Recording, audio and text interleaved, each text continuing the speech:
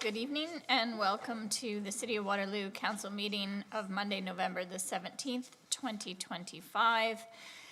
We would like to start by acknowledging that the land on which we gather, land on which we're broadcasting from today, is the land traditionally cared for by the Haudenosaunee, Anishinaabe, and Chinantan people. We also acknowledge the enduring presence and deep traditional knowledge and philosophies of the Indigenous people with whom we share this land today. As well, at the beginning of this council meeting, we pause to think about the needs of our community. May we show wisdom and compassion in all our decisions. I've been remiss in congratulating Kevin Van Oudegem to the table on my right. I think this is your first meeting with us in your new role as Commissioner of Community Services, and I just wanted to pass things over to the CAO for a bit of an introduction. Thank you, Chair Freeman, and yes, I'm really delighted to have Kevin Van Oudegem sit in this chair next to me in the official capacity of Commissioner of Community Services for the City of Waterloo. This is a new chair for Kevin, but not a new chamber for Kevin. He's been with us for over the past decade and brings not only public sector experience, but private sector experience. His most current role here at the city has been with the Director of Facilities Design Management team. And Kevin's led a number of significant projects for the city, including a couple of award-winning projects, the Eastside Branch Library and the Waterloo Memorial Rec Complex Pavilion and Gymnasium build. So some pretty significant community services additions, and Kevin's a great team collaborator, knows the city well, and again, we're really delighted to have him in the commissioner role. I also want to say a big thank you to Jim Bowman, who I don't think I see Jim in the audience here this evening, but Jim has stood in. He actually deferred his retirement a little bit to help us in an acting capacity as the Commissioner of Community Services over the last year. So big shout out to Jim, and there'll be a little bit of a succession turnover here between Jim and Kevin over the next couple of months. And again, I wanted to officially announce Kevin's position here as the new Commissioner of Community Services, and look forward to working with Kevin over many years to come. So thank you, Chair. Oh, thank you for that. Council, we have some minutes to approve. Do I have a mover for those minutes? Moved by Councillor Wright, seconded by Councillor Roach. All in favor? That's carried. We're on to consent motion, Council. Did anyone want to remove anything from consent? Seeing none, is there someone looking to move the consent motion? Moved by Councillor Wright, seconded by Councillor Roach. All in favor? That's carried unanimously. We are moving on to, just want to make sure I got where we are. We're on to staff reports, item 9. 9A, it's a release of funds and information update on the design and public engagement of Margaret Avenue Park. And we have a presentation. Welcome. So, good evening, Mayor, members of Council, and members of the public, and thank you for having us this evening. I am pleased to present both Margaret Ave and St. Moritz Parks for you today. I guess we'll follow the meeting agenda. We'll start with Margaret Ave Park. Margaret Ave Park is a small neighborhood park in Ward 5, and in 2024, Shift Landscape Architecture was awarded the consulting and contract administration services for the design and construction of Margaret Ave Park. Since the project initiation, city staff have been working closely with Shift Landscape Architecture on the public engagement and the design of the park. Today, this evening, I am joined by David Doohan from Shift Landscape Architecture, who will walk you through the project concepts and summarize the feedback received through community engagement. Please welcome David Doohan. Good evening, Council. These don't extend enough, so I'm going to There's lean a little bit. actually a way to lift the whole podium. You'll see some arrows on the side there. So. Thank you. I have the next presentation too, so this is perfect. Awesome. So good evening, members of council and the public and staff who are here as well. Thank you for having me. As Hala said, my name is David Duhan, and I'm an associate with Shift Landscape Architecture. So I'm here to talk to you about Margaret Ave Park and the process we've taken to date in terms of talking with the public, trying to come up with designs, and to where we are today, moving to refined design. So as a starting point, I just wanted to highlight a bit about the timeline of the project. So we initially started the project back in 2024, the very end of the year. And at that stage, we were really grounding ourselves in the project, understanding what has happened before us, all of the meaning in terms of what we are trying to do with the project itself. We went through in April of 2025 initial public engagement, and I'll talk a little bit more about that, through to September, very recently, with a second stage of design engagement. And then we're getting to today, where we are trying to refine the design, and that's part of this council meeting, is a bit of a threshold to move forward to the next stage. We're hoping to build this park next year, wrapping it up in the fall of 2026, or a bit later, depending on the scale of the park that we're looking at, but likely next year. So the site itself is a really unique site in that it was 2 residential lots. So in 2020, the diagram that's up there on the right side is a lot that still exists right now with a house that's slated for demolition, and on the left side is a house that was already removed. So all in all, this entire space will become one unified parkland.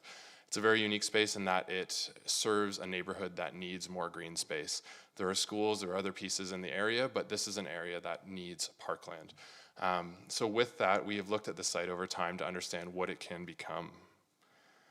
We started, as I mentioned before, early 2025 with our public engagement, and that included a number of things. One of the key pieces with this is working in a neighborhood where we have this beautiful existing community, and it's different than working in a new development. We already have a sense of community. How do we fit this within a community that already has an identity? So working with this project, we developed a project identity, and it's the kind of graphic style that you saw on the slide so far, a bit of a cross-stitch pattern. There's this really unique Victory House sort of architectural style in the neighborhood, among other things that make it a really unique sort of community in the Lincoln Heights neighborhood. So with this, we did door-to-door flyers, we did postcards, there's a big park sign or a project sign in the park itself, as well as an Engage Waterloo project page. And we really sought to try to let people know that this was happening in a good way, and also try to collect feedback through initial ideas and stories from the community. This led to sort of the first round of public engagement that included speaking with students from Blue Vale Collegiate, where we actually went into the class, civics class, to teach them about what it is to design a park in the public process. We did a workshop with them. We had a public open house at Moses Springer Community Center to speak with people about the project. And at that stage, it was really, again, talking about this is happening, what are some ideas, what are your thoughts about the process? We had a lot of great feedback. There's some examples up there on the slide, but people that were really engaged with the process and wanting to see something come of this park that was meaningful for them. Some of the outcomes of that led to more information. So more shade in the park, variety of seating in the park, a need for biodiversity, seating spaces, lighting, natural playgrounds and swings. And we heard a lot of this through a second engagement that took place in September of 2025. And so that, again, was at Moses Springer Community Center. We hosted an event with 2 different concepts, which I'll look at in a second with you. And that really led us to figure out where we need to head with this design direction. So we heard a lot of feedback from the public. In terms of the event, we had, I think, about 15 people attend, but online our engagement was more extensive. And that really led us to where we are today. So the next milestone moving forward is to determine that final concept direction for the park. So we have 2 visions right now. Those are going to become one, a bit of a blend of both of them, hopefully. That takes the positives and the negatives into consideration that we've heard from the public. And the next milestone will be taking that forward. We have a meeting with GRAC coming up next week to look at the accessibility considerations, and we're continuing to work with staff, Andrea and Hala on the team, as well as Trevor, to really determine the direction for the park. So the first concept that we brought forward in September 2025, this is also posted on Engage Waterloo, was this concept called Common Thread. And the intent here was to look at something that really weaves a park together and weaves it into a community itself that exists in a neighborhood that exists already. Through the early stages of the project, we learned a lot about the history. Right across the street from this site, there was a 5/8 mile track that the Seagram family trained horses on. We heard stories from the community at the first engagement about really important members of the community, people that lived up the street, different facilities. So there's all this history there, and this concept really sought to try to weave it through as a bit of a storytelling device in the park. We have a central playground. There's elements like a large shade structure canopy. There's an apple tree in the park that we heard from residents that they go and collect apples from. So having those little unique things, you don't get that in a new park, and that was really important to really understand what Margaret Ave Park could become in this context.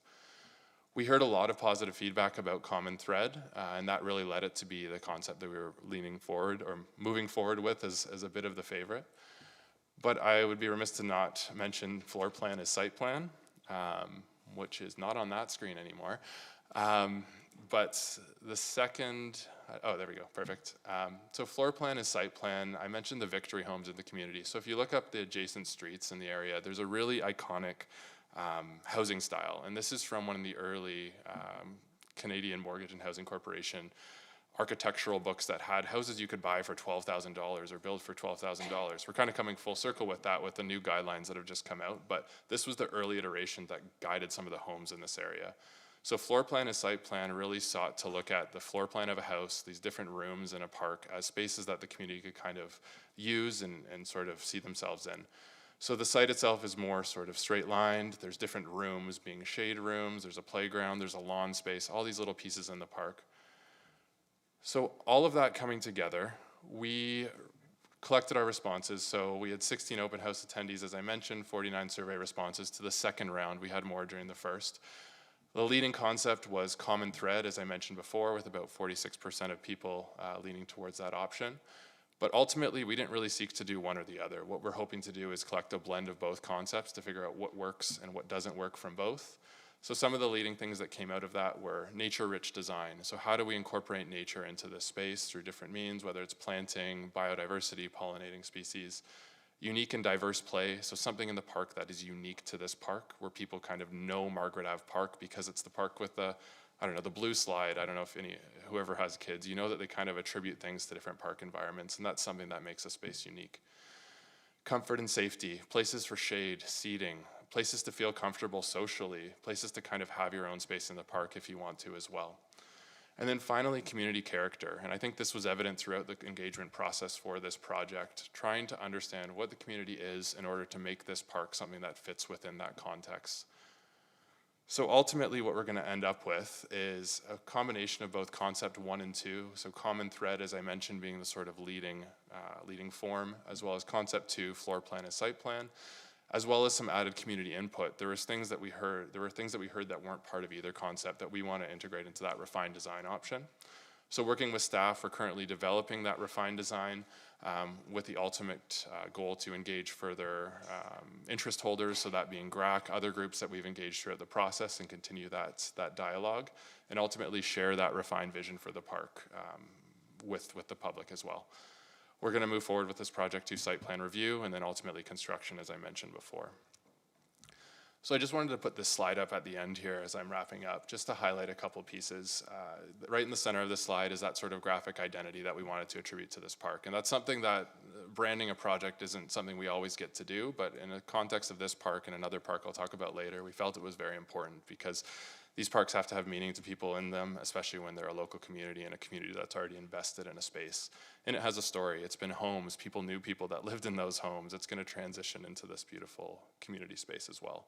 There's other pieces up there. The apples I mentioned on the ground, engagement with students at the high school. Down at the bottom center is that plan from the architectural catalog that was developed in the 40s, as well as an example of one of the houses in the area, and all these pieces that really contribute to this concept. And so through the process, we've worked closely with staff, closely with the community, with counselor as well, to really determine how this park can be something that fits within its context and also something that's functional for the community. So with that, thank you for your time. I'm able to answer any questions about this, and staff is here as well. So thank you. Thank you very much. Questions, Council? Councilor Wright. Thank you. Through you, Chair. My first question is really just about engagement with youth and how that was conducted.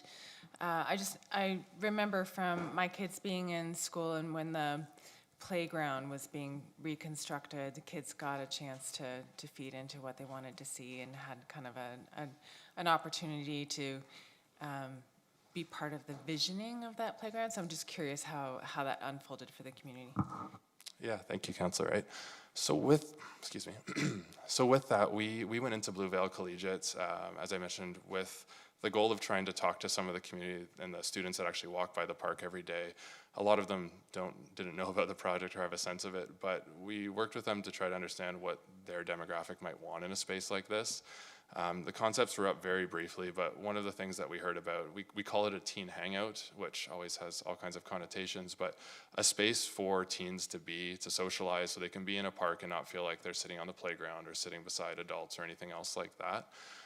So we wanted to hear through that engagement what sort of spaces they might want. We heard everything from basketball to a new gym, which we know is only so feasible in a space like this, but we heard a lot of, we want somewhere to kind of stop on the way to school or somewhere to kind of be, which was really useful. And I think paired with that, directly talking to the students, we also heard through the first round of engagement from adults who wanted to see spaces in the park not necessarily for young kids, but for sort of that interim age, as well as themselves. So we kind of saw a sense of the full spectrum.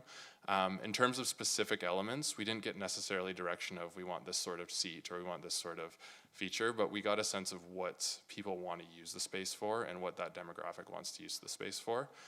I think ultimately as well, our intent is not to have every corner of the park be prescribed with like teens only here and adults only here, but spaces that would feel comfortable if you're a teenager in a park, or spaces that would feel comfortable if you're a senior in the park, or someone that doesn't have kids but wants to be in the space as well. So I think it kind of fed into that theme.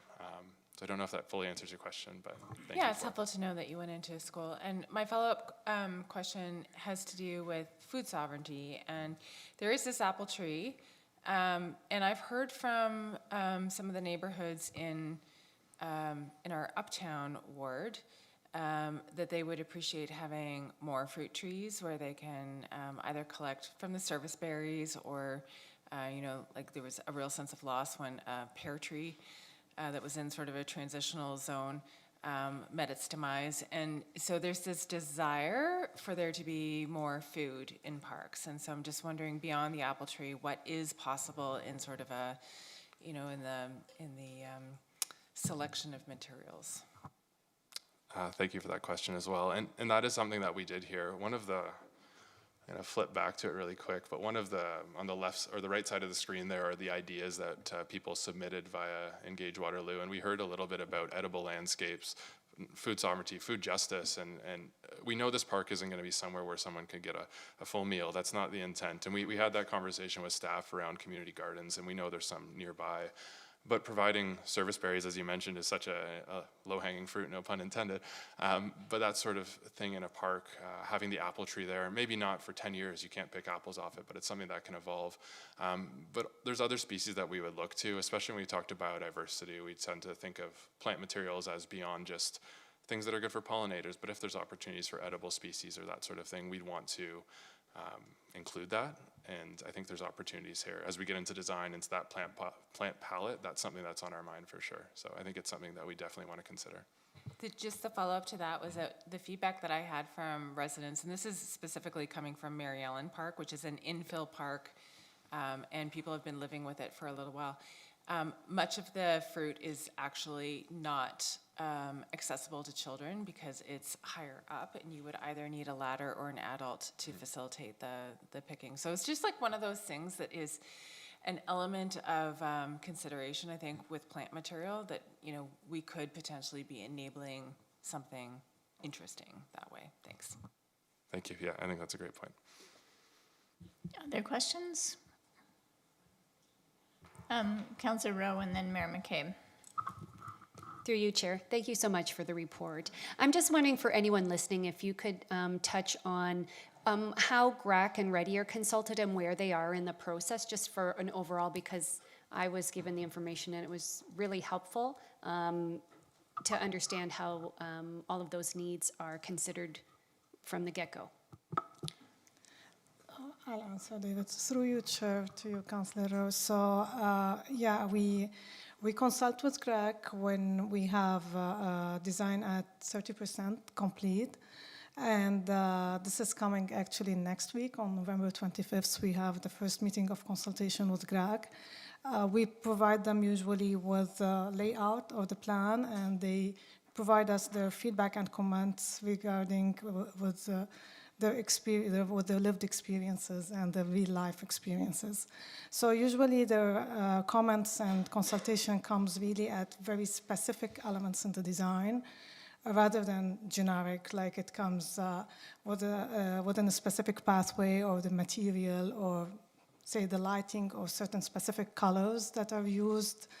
For them, they might bring it to our attention that these colors might not be suitable for visual impairment or very specific other things. We then, after we take the comments at 30% design complete, we go back, we refine the designs, and we go back to Greg once we have detailed design at 90% complete. And we meet with them and we again tell them how we incorporated their comments where possible, and if not, why we weren't able to. So usually this is our experience and the process of how we engage with Greg.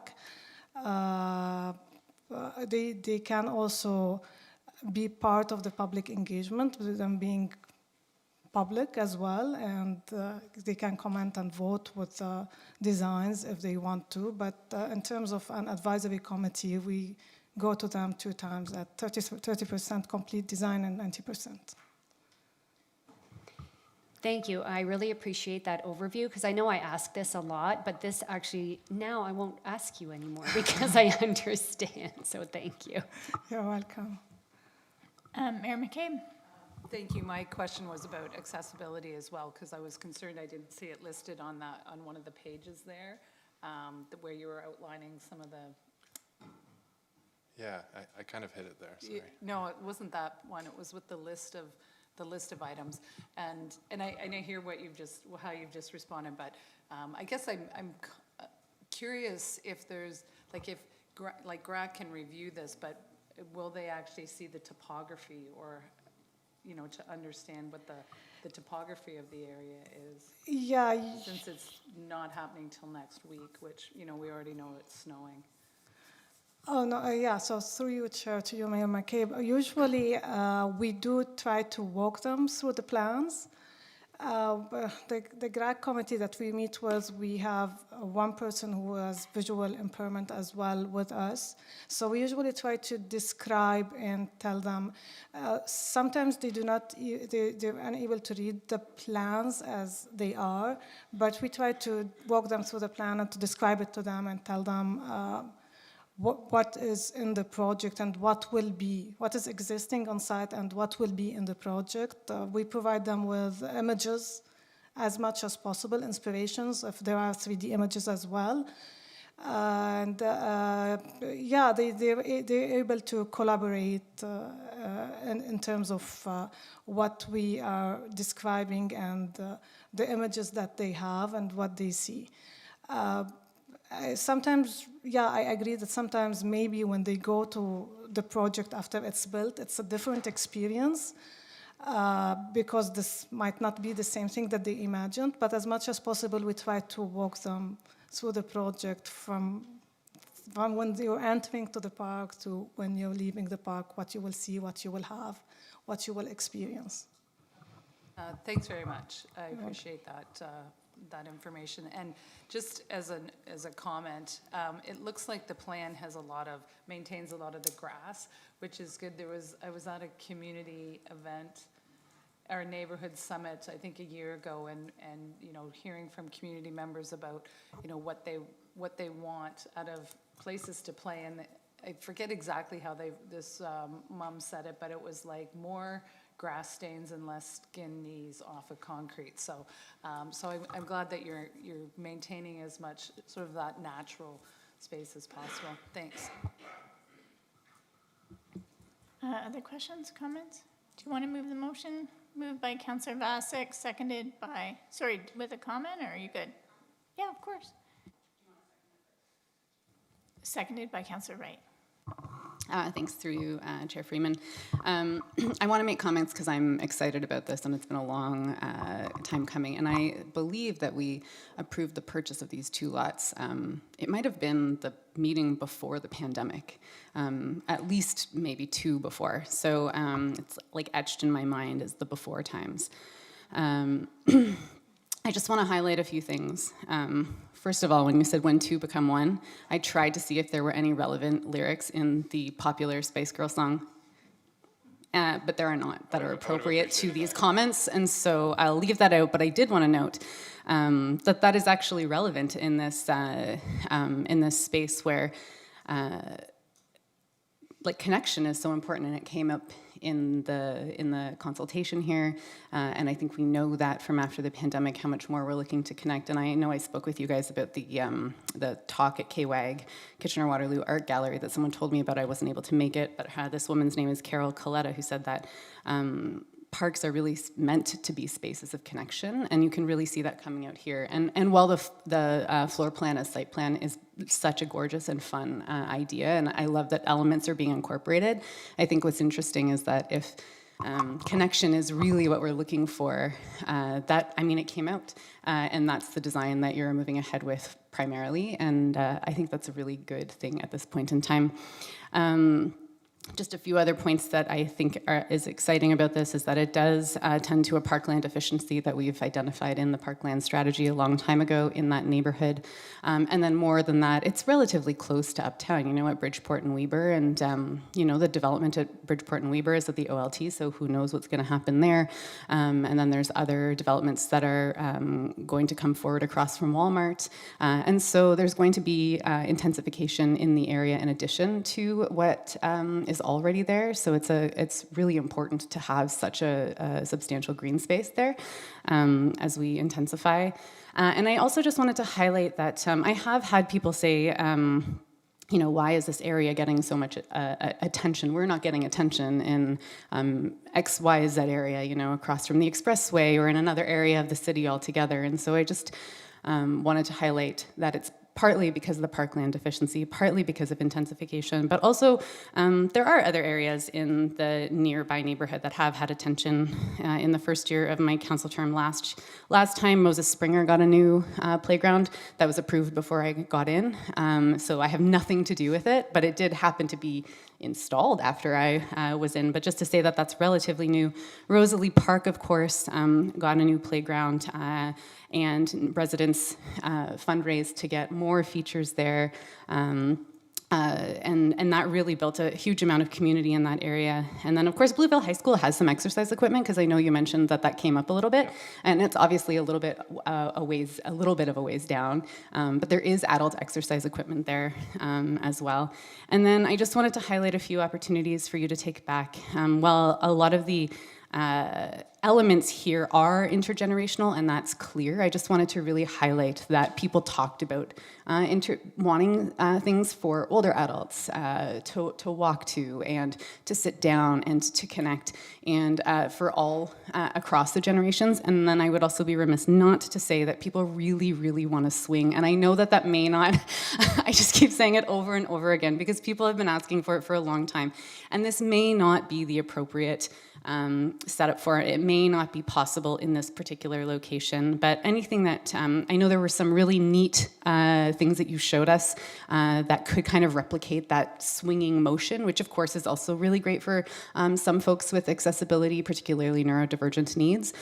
So if we can mimic the swing idea without actually having a swing set, because they take so much space, that's great. And then if there is anywhere else in the area that a swing set could go in future, it would just be for me to tell you, please take that back if possible. And then, the public engagement was really great. Of course, you can always do more things, but I think you did a really great job. And then, of course, there's the accountability piece where the public engagement report is on Engage Waterloo, so people can see exactly what you did because you've reported back, and that's such an important piece of accountability. And then the fruit and vegetable trees. Totally. And also there's a big vision, whether it can be carried out or not by residents, to make a fruit and vegetable forest by the community garden, the Vermont Park Neighborhood Community Garden, which is across, I know, it just, those things take time and one person to really lead it. But it is a dream, and there was a community event that brought in some Indigenous leaders and nearby residents to talk about this this vision. And then there was also some seed, what do you call it when you harvest? I know harvesting, but they were specifically like Indigenous, huh? Yeah, I think it was a seed keeper, I think. In any case, to say that it's not right there, but it's very nearby. So, of course, if you could put some bushes with berries that kids could get, and that would be lovely. But then also there's a broader community vision for it. So those are all just things I wanted you to incorporate, if possible, for consideration. And thank you so much. This is very exciting to move forward ahead with. Thank you. That's great, thank you. Any other comments, council?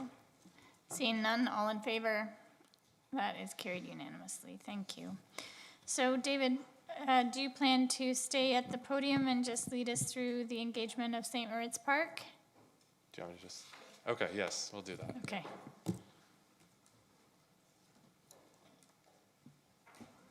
think I maxed it out. There we go. Yeah. All right, it's still me. And I'm going to say there is a swing plan for Margaret Ave. I won't.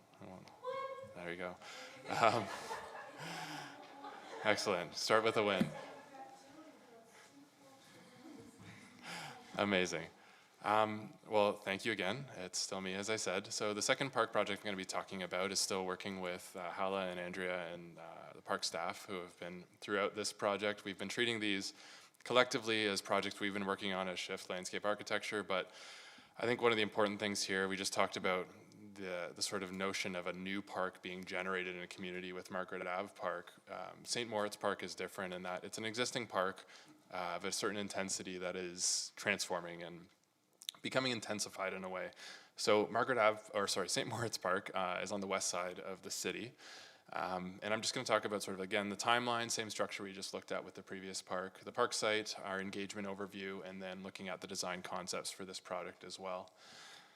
So as I mentioned, same timeline as Margaret Ave, not to overlap these two, but starting in 2024, our initial engagement happened between March and May of 2025, and that included everything from early outreach with the Ready team through to outreach to different community groups, meeting with students at the adjacent Edna Stabler Public School, and that led to some preliminary design development, which we took back to the public in September of this year.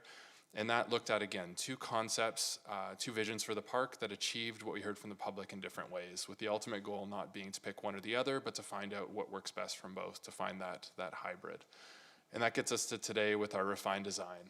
And that's where we're heading right now. We're working on it behind the scenes, again, to take to GRAC next week, ultimately trying to build this park into next year, with construction starting hopefully in the spring. So St. Moritz Park, this is what happens when you go back to back. St. Moritz Park on the west end of Waterloo. There's some other development that's happened around this area recently. So we've had Copper Street Dog Park is nearby. Costco is the landmark, fortunately or unfortunately, if you will. But this park itself exists along the Hydro Corridor.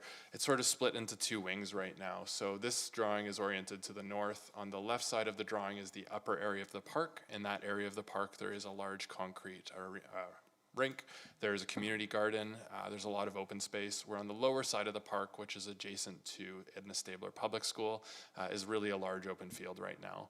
What really makes this park special is that it is connected to the Hydro Corridor as well as a naturalized channel, which has this really rich biodiversity in the area. For better or worse, we hear about coyotes moving through the space as is, but you are also out there at certain times of the day hearing red-winged blackbirds, seeing all these amazing species that kind of move through this corridor, and it's something that makes this park in a relatively new development quite special in this part of the city. So we started this project trying to create an identity again, trying to get people involved and interested in this redevelopment, which sometimes there can be apathy around. There's a park here, you're going to change it, whatever. Or there could be also strong opposition, but trying to define this as more St. Moritz Park. So what is more to the people that we were speaking to? How does it change? What remains the same? What do you like about it? What can be improved about it? And one of the directions with this was also understanding that this was moving from a neighborhood level park to a community scale park, so serving a broader area. So we did door-to-door project postcards. The councilors helped with that as well. We have signs in the park that are still up today, Engage Waterloo page, different flyers in community centers and different spaces. online engaged survey, as well as different social media posts, sort of the gauntlet of trying to reach out to many things.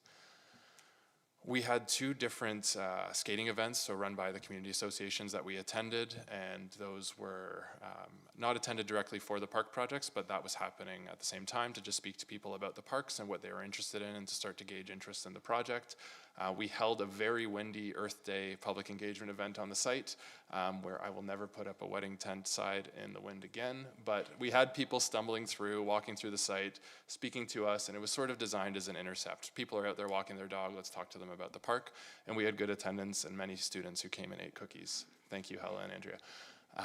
Paired with that, we visited Edna Stabler Public School, and the class there, one of the grade 7 and 8 science classes, one of the teachers actually led their own student design work for St. Moritz Park. So all the students created little models of the park. There's one in the bottom left up there. Everything from hand-carved bear playgrounds to all kinds of pollinator gardens and other things.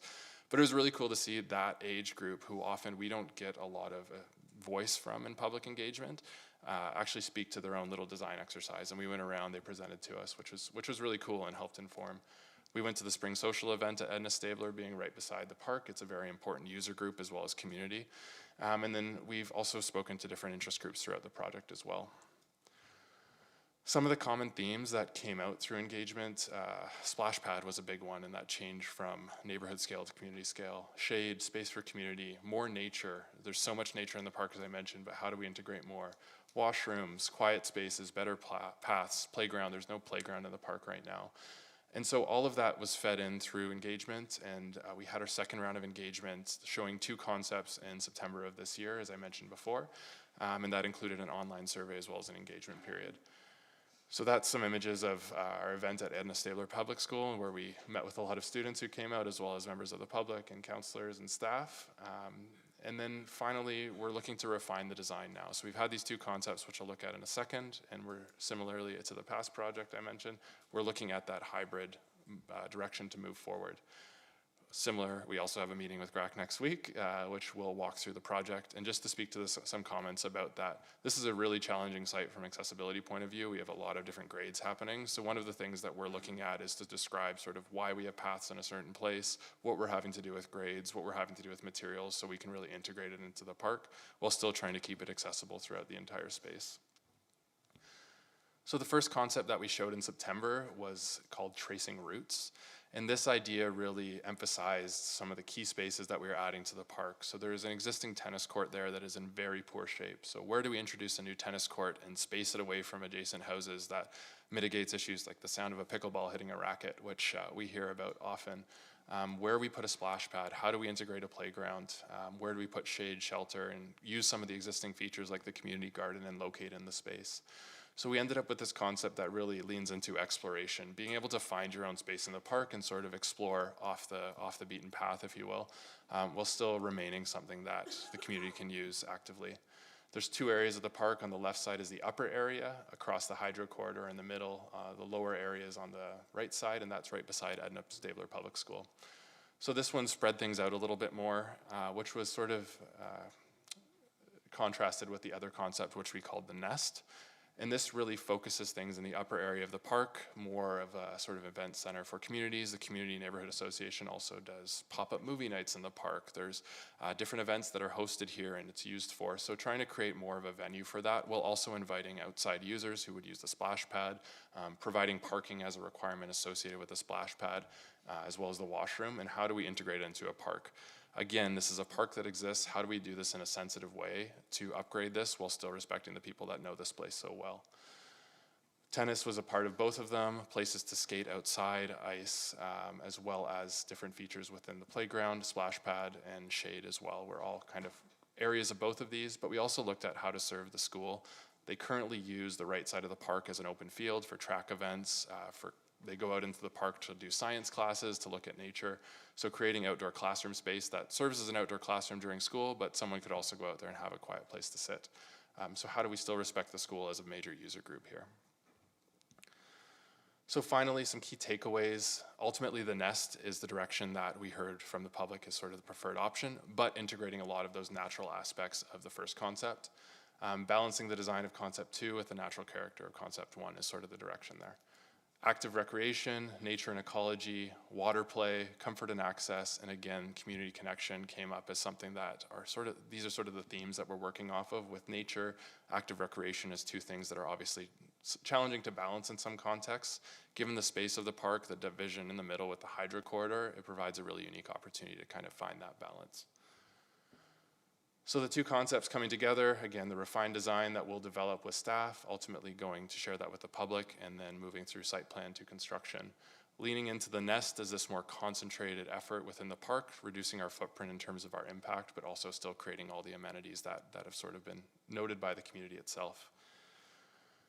And similar to the last presentation, just putting up some of the little heirlooms of the project so far. So everything from sort of our branding of the project, this More St. Moritz Park, and advertising to that to the community. How we spoke with people at the engagements, collecting ideas with sticky notes in the wind, which is challenging. Different postcards up at different community events, looking at some of the existing features that are so loved, like the community garden. There's a picture of just the native flowers that are there right now, something that often we have to plant in parks, but they're already there. And just how we heard from the community in terms of what they want. I think this project was interesting in that we heard from so many different groups, but ultimately I think it provides a really strong direction moving forward. Thank you.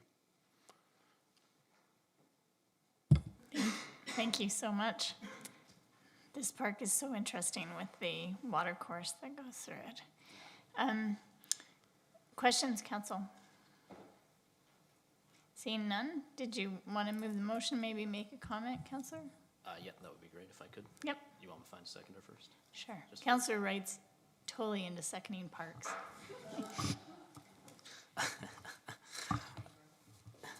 Thank you. Through you, Chair Freeman.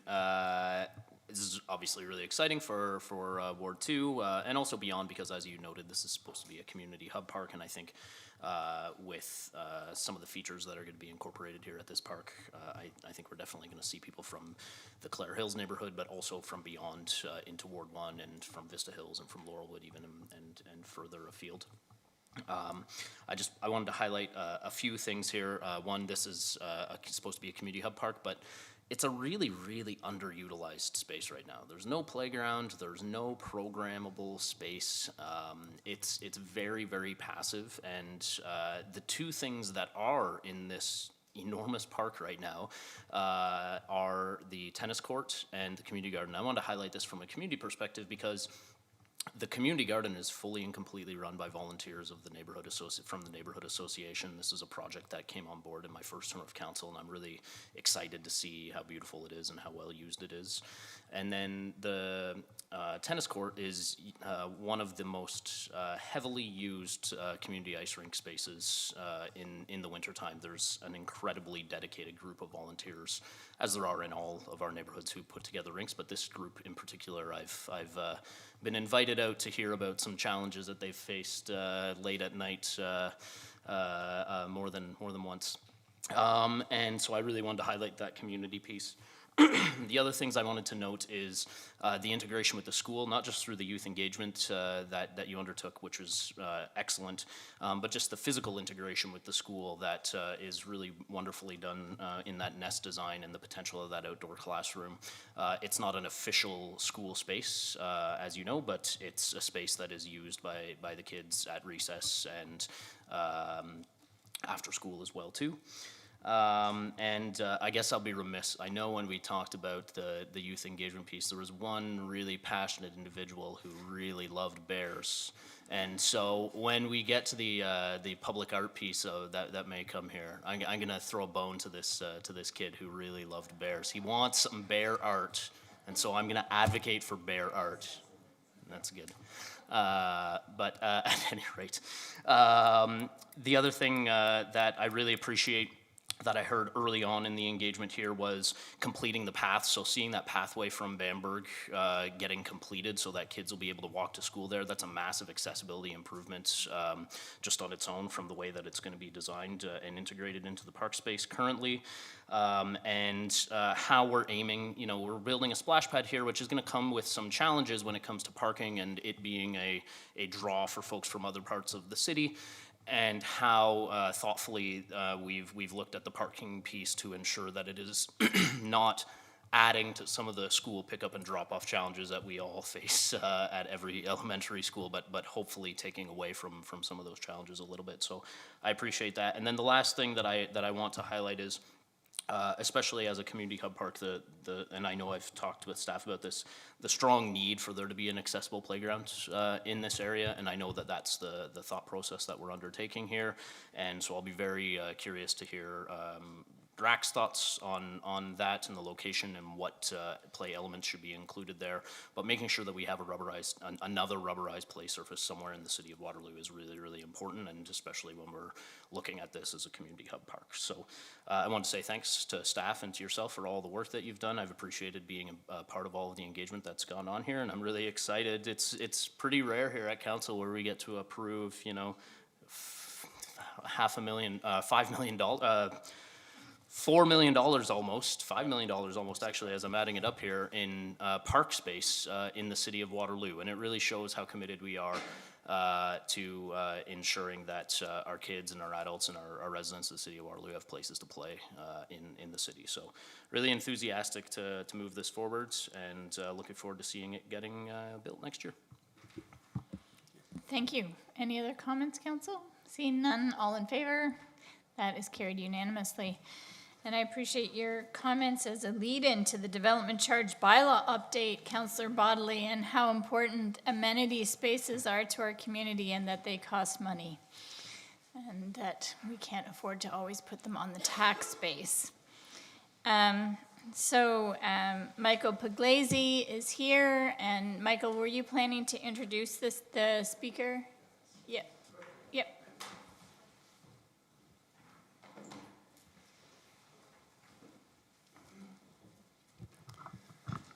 Thank you. Welcome, council, members of the public.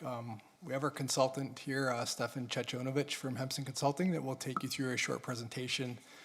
This is our second development charge bylaw update. We had Stefan back here in June, if you recall, presenting to council. So he's back again to provide some further updates on the project, some recent legislative changes and impacts, things along those lines, and to help answer any questions that council may have of the process as well. So with that being said, I'll pass it over to Stefan to take us through it. And welcome, Stefan. You have 10 minutes. Thank you, Madam Chair. Thank you, Mike. I'm Stefan Chechonovich. I'm a partner at Hempson Consulting, and we've been retained to assist the city with its development charge update process. And my last presentation to council was in June 16th. At which you directed staff to proceed with preparing a development charges study on the basis of a growth-related capital program that had been presented to you by staff in the staff report at that time. And today, I want to just summarize the key components of that program and show you the maximum development charge rates you could impose under that program, and also show how those rates, which should be still considered draft, compare to the current rates that are in the city and some of the rates that are charged by other municipalities in the surrounding area and a bit further afield. But before we get into the rates, you'll recall at our meeting in June that the provincial government had just enacted Bill 17, which made some changes to the development charges legislation. And I did warn there was a likelihood that there were further legislative changes coming. And they have arrived. They arrived a few weeks ago. So I just wanted to go through some of them. Sort of split this into four pieces here. And I'm going to start with Bill 60, which is the Fighting Delays Building Faster Act. And if that is passed, then there would be three sort of major changes to the Development Charges Act. One would be that if municipalities want to use development charges to pay for land acquisition, then they're going to have to re-engineer the way some of the charges are calculated and create a new separate class of service for land. The second would be to require municipalities to have a local service policy as part of their development charge background study. So that policy is one that sort of establishes what infrastructure a developer is directly responsible for when they subdivide land, as distinct from what infrastructure they pay for when they pay their development charge. That change won't have any bearing on the City of Waterloo because you already have a local service policy. We're already reviewing it as part of the process, and it was already going to be in the background study. And then finally, the province is expanding the financial reporting requirements for development charges. So that's Bill 60, which is on the in the middle of second reading right now in the legislature. The second change is to the way residential development charges will be paid. So as of November 3rd, basically all residential charges will now be due at occupancy of a home rather than before when they were due at the time of building permit issuance. And then the third change is a regulatory proposal that's just been released as well, and that will provide more flexibility to developers to secure credits for infrastructure that they pay for or install themselves against their development charges. And it will also add requirements for disclosure in background studies as to how costs are allocated between existing residents and new development. These are not hugely material changes. That sort of disclosure would already have been in the study. And then finally, we have the federal budget, which came out on November the 4th, which committed a lot of funds for infrastructure, including a $12.2 billion funding stream for municipal infrastructure over the next 10 years. In order to access these funds in Ontario, the province is going to have to agree to cost match the federal contributions and substantially reduce development charges. And we don't know what substantially reduce means yet. But more to the point, if those funds are allocated on a per capita basis, we estimate that that's about $500 million of federal funding per year over the next 10 years. And I'll let you judge as to how significant that's going to be, because this is the program that we are putting forward for the purposes of calculating the rates for the City of Waterloo. And I'm just going to work along the bottom row here. It's a $435 million program for the eligible services, and you can see that there's about $658,000 of grant funding that's available to fund the program. About $205 million has been removed from the charge as a benefit to existing residents. $18.3 million can be funded from your existing development charge reserve funds, and then around $203 million is being brought into the charge calculation. And most of that is for roads, water, wastewater, and parks and recreation. Just so that when we're looking at the rates, we understand, of course, they've been calculated according to the prescribed methodology in the development charges legislation. There's been a few changes to the capital program since what you saw in June. It's been scaled down somewhat, and part of that has come from feedback from the consultation that we've had with the development industry, but those changes are set out in the staff report. And we've also tried to make as many of the Bill 60 changes that we know are going to be implemented, but there may be one or two that are still to come. Suffice to say, what you see here today, we think is pretty close to what it's going to be in the end result. The rate structure for the residential rates is exactly what you have in place in your current bylaw, and so is the non-residential rate structure.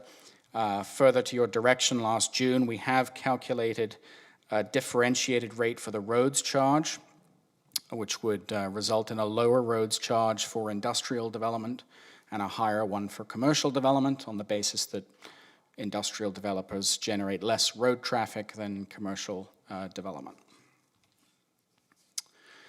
So this is the citywide residential development charge. On the left there, you can see we have different rates for different unit types. The larger the unit types, the larger the rate. And on the right, in the pie chart, you can see the breakdown of the charge among the various services. So about 45% would be for the engineered services, water, sewer, storm, roads. 45% for Parks and Recreation, and then the remaining 10% for Library and Fire and Studies. And then this table just shows you how the newly calculated charge compares to the current charge that's in place. So the current charge for a single detached unit in the table on the top there is $22,000 a unit, and the new charge would be $24,000 a unit. So that's an 8% increase. And it kind of goes up and down depending on the service. So some services are increasing quite substantially, like the Parks and Recreation, and that's really a function of, you know, your intentions when it comes to Parks and Recreation projects, and some services have come down, particularly on the roads and the stormwater and the studies. And then on the bottom chart there underneath, you can see that although it's an 8% increase on the single detached unit, it's slightly different on some of the other unit types. And I just want to highlight that the row houses, the multiples, and the smaller apartments, the increase would be higher. And the reason for that is that the occupancy of those units has increased in recent years. So you're getting more people per unit in those units, placing a higher demand on municipal services in those kind of units. On the non-residential side, the calculated charge is an $84 per square meter. And again, it's overwhelmingly an engineered service charge, 87% of the roads, water, sewer, and storm. There's no charge calculated here for Parks and Recreation or libraries. And in this case, the calculated charge is actually lower by about 13% from the current charge. And the biggest reason for that is, of course, that there's no Parks and Recreation charge here, and it's the Parks and Recreation charge that's driving much of the increase on the residential side. So just wanted to finish up, I know I'm running out of time, with the same comparison tables that I showed you back in June.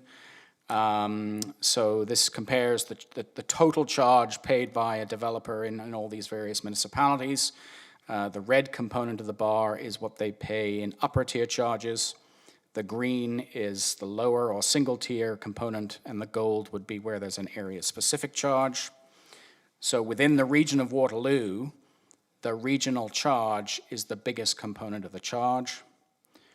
The city is the lowest of the city charges, even with the new increase, and the two city charges are shown with the red arrow there. And then you can see, notwithstanding some of the discounts that have been implemented in the GTA in places like Vaughan and Mississauga, generally most of the GTA charges are higher than what's charged here in the city. And the story is the same on the residential side. Most of the charge here in the region of Waterloo is for regional infrastructure. Waterloo, Cambridge, and Kitchener, the three cities, are all very close right now, and with the city sort of just under its peers in that respect, and very little change overall with the new charge, which is 13% lower, as I said earlier. So just wanted to finish up by saying that we are on track up to now, but the proposal this evening is to delay the release of the background study from December to January to allow for the legislation to pass, and so that we know there's going to be no surprises in the final bill, and we can incorporate those into the final rates. So that would delay the overall update to the bylaw by 1 month, because the public meeting would be shifted to February, and we'd hope to bring forward a bylaw to you to March, which is a month later than what we thought back in June. I'm sorry for going over time, Madam Chair. Thank you. Yep, thank you. Council, I'm just looking to you. We have three other delegates, and I just wondered, did we want to hear from those delegations, or do we have questions for this, like for Stefan before you got one for Stefan? Okay. Thank you. And sorry, did you want to finish your question? No, if we have a question for Stefan, I think we should ask it now, but then I was thinking we could hold our other questions till we hear from the other delegates, if that makes sense. Yeah, thank you. Thanks through you, Chair, and thanks for the report and the work you've done on this. I'm just curious, Could you be, when I was looking at this, to see how much lower the city of Waterloo's DC is? I know, like, so there's the region that's the same across the 3 cities in the region.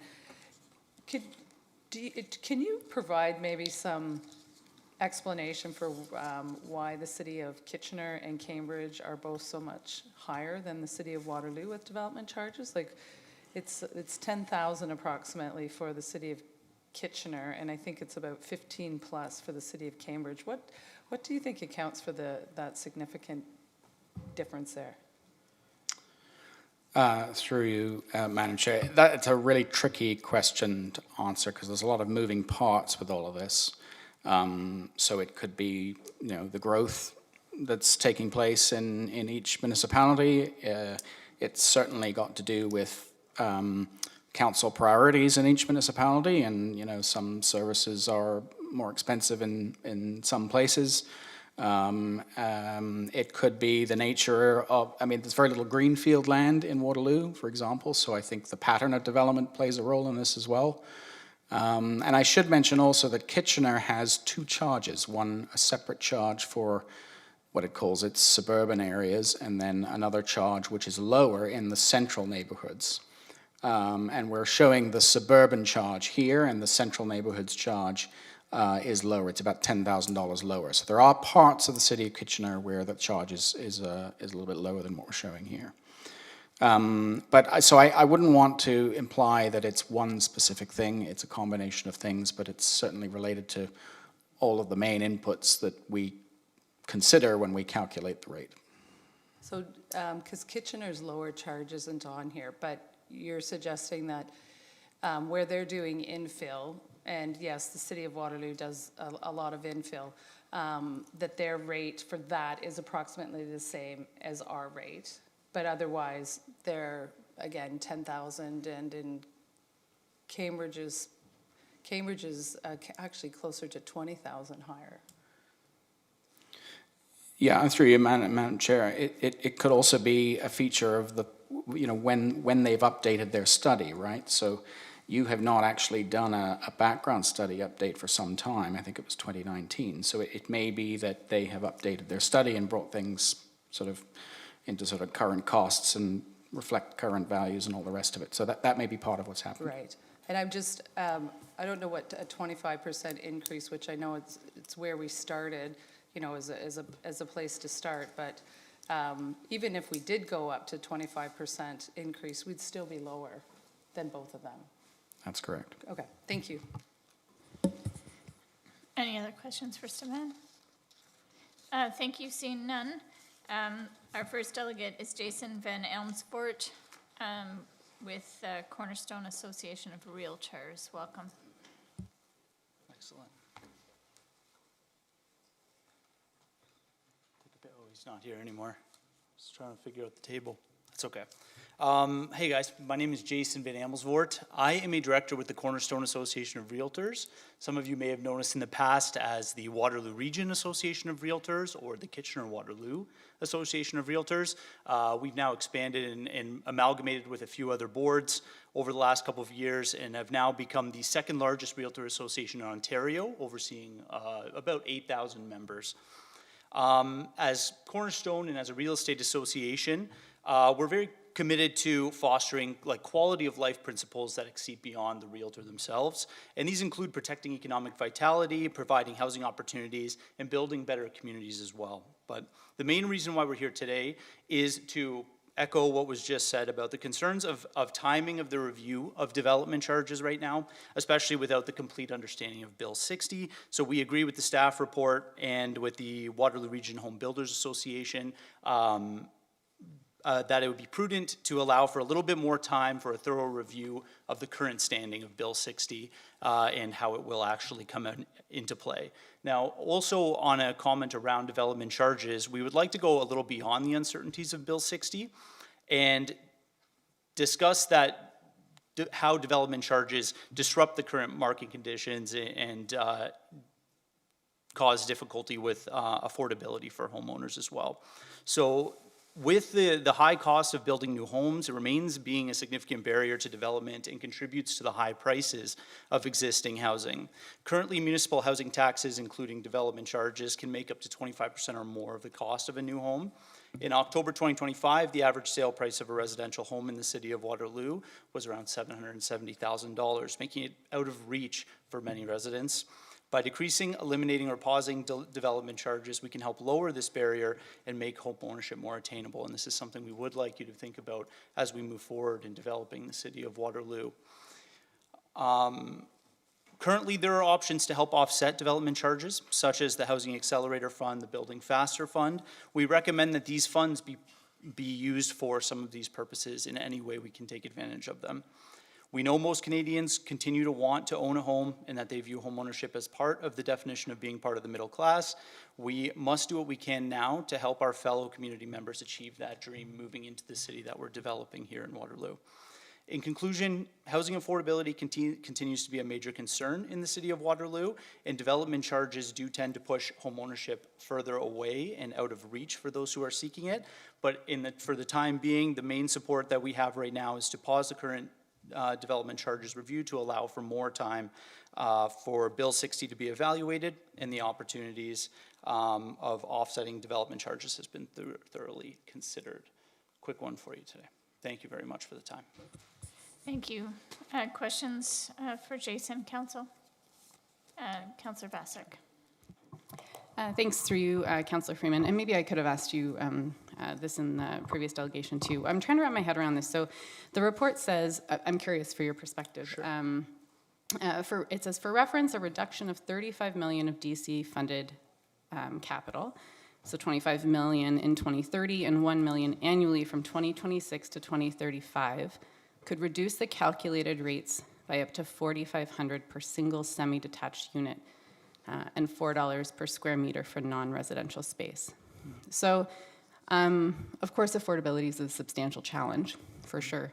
So what I'm trying to wrap my head around is $4,500, if we were to forego $35 million of DC-funded capital, that's a lot of benefit to the city for many, many residents, new and old.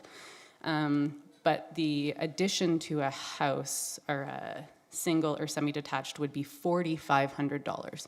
So there are two ways that goes. Either the person building the house has to pay $4,500 more, or more than likely, they just absorb it into the cost of the house.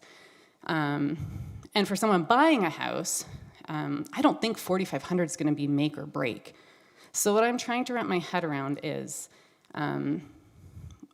like, why delay this for what seems to be like, in terms of house costs, relatively low, $4,500. And I could totally be misunderstanding the report, so I guess anyone who wants to can help me understand that tonight and can speak to that if they feel like it's useful. Yeah. And I think from our standpoint right here is that Bill 60 is coming in with a lot of kind of impact and potential benefits coming out to municipalities in terms of supporting the impact on development charges. And what we're proposing here is that we take a little bit more time to really see what the impact of that is and how it actually comes out at the time when everything passes. I think that's kind of, the main focus here is like to wait and see what the actual outcome of Bill 60 is, and what, I forget the term that was just thrown out here before me now. I thought I had written it down. But that that essentially there could be substantial benefits if there's substantial growth and impact, and we don't even know what the targets are necessarily to take advantage of some of these funding benefits. Okay, thanks. Yeah, I appreciate your advocacy, and I'm probably asking you the wrong question. So maybe the right question for you is, you're a realtor yourself? Yes, I am. Yeah. So has $4,500 ever made or broken someone's decision about whether to buy a house or not? I believe, I'm sure in some instances it has, but it is overall the main concept that we're trying to push for here is that the new home developments and the purchasers of new homes should not necessarily be the only ones exclusively kind of paying for some of these development fees and charges. Yeah. Awesome. Thanks a lot. I hear what you're saying, but in the presentation I saw, it said that it wasn't all being borne by the new homeowners, that there was a shared cost, unless I'm wrong. Did I misunderstand that? I think I just need to step out for 1 second here. I'm feeling a little bit lightheaded after this. Okay. Thank you. Okay. Dear Mayor McCabe and members of City Council, my name is Larry Massio, and I serve as Policy Advisor to the Waterloo Region Home Builders Association, or the association as we refer to ourselves. We are proudly affiliated with both the Canadian and Ontario Home Builders Associations. We are committed to improving affordability and expanding choice for both new home buyers and renters, while ensuring adequate supply of land for all forms of housing. We achieve this by working collaboratively with municipal governments and policymakers, bringing decades of industry experience and insight to the table. The association welcomes the opportunity to speak to the city's development charges review process, and we also want to recognize and thank staff for engaging our association on this matter early in the process. We've had many open and constructive discussions. However, we are delegating this evening because we feel we're now at a point where the discussion requires the direct involvement and leadership from City Council. There is an ongoing affordability crisis in Ontario, including in the City of Waterloo. This crisis has evolved largely over the past 2 decades, having roots in a planning policy which has constrained land supply. More recently, aggressive federal immigration targets, an interest rate policy aimed at economic stimulation, and global supply constraints have contributed. We now find ourselves in a situation where these external pressures have seriously impacted the new housing industry. Land values, building materials, and development charges have escalated at a rate that eclipses many other sectors of the economy, resulting in a precipitous decline in housing affordability.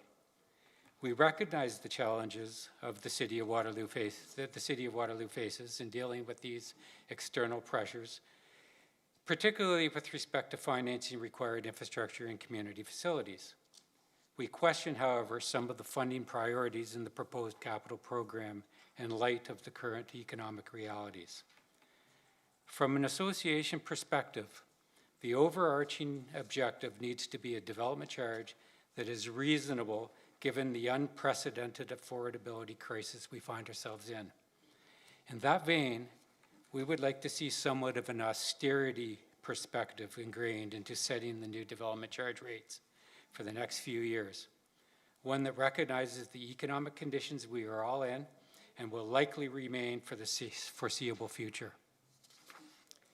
There is a direct relationship between city development charges policy and housing affordability. Last May, Mayor McCabe and I penned a joint letter to the Minister of Municipal Affairs on behalf of our respective organizations. That letter acknowledged the city's commitment to building at least 16,000 residential units by 2033 and acknowledged that the WRHBA is a key partner in meeting that commitment. The letter also acknowledged the unprecedented increases in both residential and non-residential construction costs. The recent sharp interest rate hikes over a short period, the steep increases in land values over the past decade, and the fact that incomes have not kept pace with these cost drivers. The letter clearly acknowledged the need to improve the transparency and predictability of the development charge framework. It also recognized that the current framework no longer serves the basic needs of either municipalities or the residential home building industry. While we wait on what, if anything, comes from the provincial government on development charge policy, there is still much that can be done independently by the City of Waterloo, but it requires leadership. Other Ontario municipalities are starting to recognize the link between development charges and housing affordability, and to varying degrees are finding ways to reduce those charges. In particular, 3 recent examples come to mind. Mississauga, for instance, has reduced development charges by 50% across the board, and eliminated them altogether for purpose-built residential units with 3 or more bedrooms. Vaughan has reset its development charges to 2018 levels, amounting to noticeable and impactful reduction. Hamilton has reduced its development charge rates by 20%. Waterloo has shown leadership before. It is recognized for its support for research, technology, and innovation. It is also recognized for having a distinct record of environmental sustainability. Waterloo now has an opportunity to show similar leadership in the provision of a development charges policy that meets the moment. In recognition of this, the association is requesting a pause in the process and a commitment to fully and transparently reviewing the proposed development charges capital program, with a means to focus on what is most important for growth. In that regard, the association and its industry partners would like to see the current development charges update focus on the basic infrastructure that is necessary to advance housing supply, this being engineered infrastructure such as sanitary, water, and roads, with a serious effort to scrutinize the costs and levels of service associated with other service categories. At this time, almost 40% of the draft development charges capital program is related to service categories other than the basic infrastructure. We are asking that, where possible, for the city to defer and/or exclude projects for the time being that are not directly connected with the provision of safe, affordable housing. We believe that the review process needs to, 1, be grounded in affordability with an honest awareness of costs. 2, recognize the economic situation we are all in and will be for the foreseeable future. 3, recognize the direct impact development charge policy has on housing affordability, with the understanding that all development charge fees are fully absorbed by new home buyers and renters. 4, include a full capital program review with clear distinction between must-haves and nice-to-haves. 5, reflect an honest understanding of cost allocation, and in particular the benefits of various infrastructure and facilities to the existing community and the burden on new home buyers. And finally, 6, be benchmarked to other leading municipalities that have successfully implemented the development charge reductions. This doesn't mean that the City of Waterloo would no longer fund other important community infrastructure through development charges.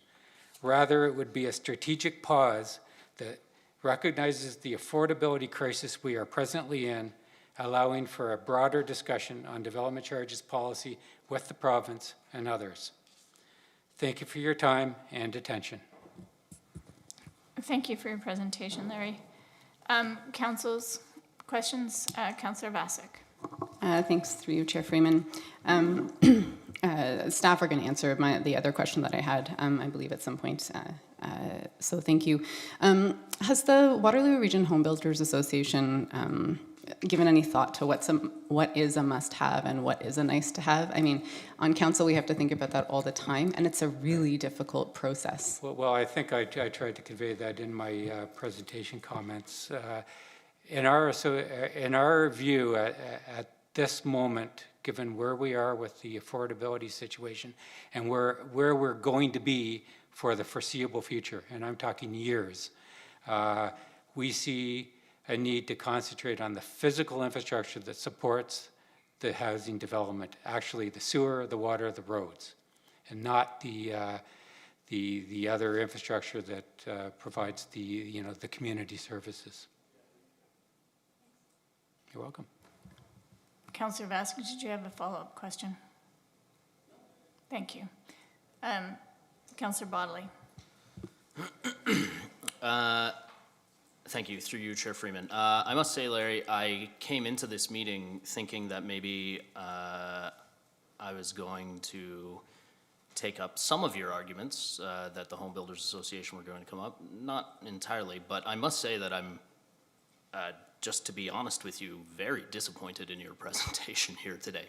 I mean, to suggest that a recreation facility on the west end of the city is a nice to have is a slap in the face to residents on the west end of the city, in my opinion. And to suggest that parks and other community services are nice to haves and that the city should only be focusing its growth policy on hard infrastructure like engineering, sewer, roads, et cetera, is, I mean, I'm not remotely close to there. But I'm gonna ask a couple of questions of you if I could.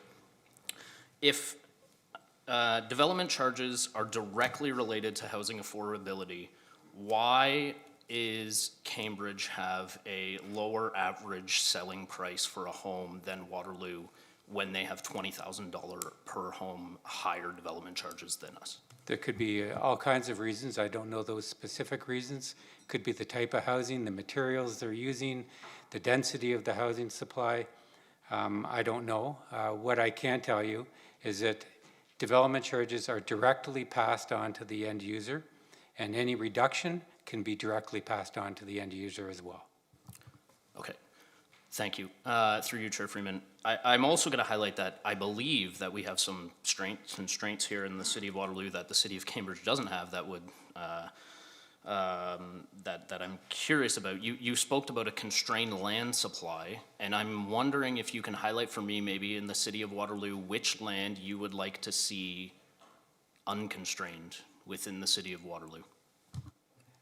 Well, first off, there's probably not too much left in the city of Waterloo that's constrained because you have essentially, reached your municipal boundaries. But Waterloo is part of a regional housing market. In this case, would be the region of Waterloo, and purchasers and renters within the regional housing market look across all of municipalities within Waterloo region, and even beyond that, to be honest, nowadays, to satisfy their needs. Yep, thank you for that. And then my last question for you is, you pointed to Vaughan as someone who is, quote, showing leadership, and also Mississauga as someone who is, quote, showing leadership. Would you like us to have our development charges where Vaughan's are? Where, sorry? Where Vaughan has frozen their rates, do you think it would be good if the city of Waterloo put their rates where Vaughan froze their rates? I'm not suggesting that is necessarily the case, and that was not the intention of my comments. My comments was simply to show that there are other municipalities in the province that are, in the view of our membership, making positive strides to try to reduce the burden of development charges on the end user. And we're simply asking this council to recognize the situation that we're in. And quite frankly, there's a lot you could do to reduce the price of housing. And as other municipalities see that leadership, they may do so as well. It has to start somewhere. Mayor McCabe. Sorry, Councillor Boddy, do you have another question? Yeah, Mayor McCabe. Thank you. I just want to pick up on Councillor Bodley was started down the road where I was curious about, because as you said, as you know, Larry, you mentioned Mississauga, Vaughan, and Hamilton. And the chart that we have here, I assume this is, well, my question is, like, right now, what is their rate? Like, our rate, I know we've got our regional rate, and then we've got the regional rate, and then the city rate is 22,000, give or take. But what is Mississauga's rate and Vaughan's rate? That I cannot answer for you right at the moment because I don't have that information with me or in front of me. So unfortunately, I did not bring that, that information. I thought you might because you were referencing it. But I don't know, does staff have that because of the chart that we have in here? I'm just curious how we compare, because we've heard a lot about, lots of different people, or provincial and federal representatives have kind of touted Vaughan as this really great example, but what's in this chart here is that it's at nearly $144,000 per single detached unit. And just with this chart, I can't tell the colors aren't distinguishable, so I don't know what the upper tier part is and what, okay, all right, thank you. So through you, Madam Chair, so maybe I don't know if we can bring the chart up on screen, but maybe I'll just sort of lay out exactly what Vaughan, Brampton, and Mississauga have done. So if we look at Vaughan there, the red component of the Vaughan bar is the Region of York's development charge. And that has not been reduced in the same way that some of the other municipalities have addressed DCs. The green component of the bar is the Vaughan charge, and as Mr. Maceo said correctly, that green component of the bar is not what they could charge. They have reverted to rates that were in effect back in 2018, and they're holding those rates until 2029. So what are those 2018 rates? That's what I'm curious I about. see. So what's the number? Yeah, Yeah. I have to get back to you, Madam Mayor, about what the exact number is. Because I'm curious about it because I'm wondering if their rates, looking at what their rates are here, I can't imagine that their rates in 2018 were $22,000 or $22,000. Oh, no, it's certainly much higher than Yeah. the City of Waterloo's rates. No, unquestionably, yeah. Okay. Yeah. But if I may, I did also want to point out, because this hasn't come up, but if we look at Brampton and Mississauga, you can see the red component of the bar is the Region of Peel's rates. Mm-hmm. Those have also been discounted by 50%. But Brampton has not discounted its rates. Mississauga has by 50%. Okay. And the Mississauga and the Peel rates, that discount is time limited, so it will be expiring in November 2026. Okay. Because then, looking at this chart, like Brampton's lower tier rate really is significant too. Yes. Okay. Okay. All right, I don't think there's any questions for you, Mr. Mazzio, in that. So thank you. I thank got you off for your easy. presentation. I appreciate your time. I'm sorry, Council, was there any other questions for Mr. Mazzio before I release him from the podium? Okay, thank you. Our last presenter is Mr. McIntyre, President of the Grand Valley Construction Association. And welcome, Jeff, you have 5 minutes. Thank you very much for the opportunity to present, and I think I might take a little bit of a different angle. I've rewritten this 3 or 4 times today. Grand Valley Construction Association represents 700 members. Those are builders, general contractors, subcontractors, suppliers. And as association business goes, when times are tough, we're very busy. And when times are good, they don't need us. Organizations don't need us. Right now, we're as busy as we've ever been. And the reason is that there's just nothing happening out there. Things aren't moving along right now. And that's the biggest concern, is that projects aren't moving forward, and therefore my members are trying to figure out where their next piece of business is going to come from. I don't profess to understand anything about the complexities of running a municipality, and I applaud everybody for the job they do. But on the construction side, it's a little bit different. The cities and municipalities have revenue in perpetuity. You've got a tax base that's continued to, for whatever period, as long as this organization exists, there's going to be a tax base. On the private side, it's not the case. And right now, a lot of our members are really, really, really struggling to determine what's going to happen for the balance of this year and what's going to happen next year. That's not to speak for all of them, but it's to say that they're very concerned about jobs coming forward. So, Councillor Vasek, you mentioned about infill projects. Everyone's waiting for that to happen, but doesn't seem to be happening right now. And a lot of it has to do with interest rate charges. They've come down, but the sales have not gone up yet. Development charges are things that we can provide, have some different inputs on. And I think it's very important that we look at what are the things that are stopping people from buying homes. We're not unique in this whole process. And I think it's, I'm always concerned with benchmarking in the middle as the standard versus figuring out exactly, like what can people afford versus what could we afford. But right now, nothing is coming our way. That's our biggest concern. You may know something that I don't know, but the number of approvals that are out there are good, but the number of building permits that are happening right now are not there. So I don't know when we're going to get to this intensification, and that's the biggest concern that my industry has.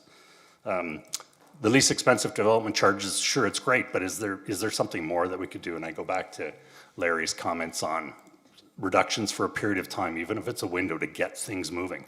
I chair the Physician Recruitment Council for the Chamber of Commerce, and we had people here this weekend, and everyone kept saying, we drove by a lot of signs and sites to say, coming, coming, coming, and like, when is that gonna happen? When's that gonna happen? I said, I don't know. There's just too many influences right now that are impacting the cost of purchasing home, and it's getting extremely expensive. Labor's up, construction materials up, so we have to look at what are those inputs. It sounds ridiculous to think of this, but what would happen if what would the headline be if the City of Waterloo eliminated development charges and collected the money over the period of 25 years or 30 years of the life of that home? I don't think we'd be able to keep up with the demand that we'd create in this community. And again, I'm not asking you to flip your industry or flip the business model on its head, but I think we're going to sit here and wait, and we'll probably have this discussion next year and the year after and the year after to say, yes, our rates are good, but I don't think it's going to be enough of an impact to get the ball moving right now, to get, first of all, solve the housing crisis, build the type of housing that we need, and then ultimately get things moving again. So my caution is to take the time, look at what's coming from the province, look at what's coming from Feds. I was down at Queen's Park last week talking to the Premier and talking to the Minister of Labour, and they asked me what we could do. I said, you got to turn the tap back on. We got to figure out a way to get people building. In the construction industry, we talk about the Grand Valley Construction Association in our industry. We build community, both figuratively and literally. Like, we build buildings, but we also are the first to give when it comes to charity. We're the first to give when it's stepping up to a self-help organization. And I will say, from my members' perspective, next year is going to be a tough year.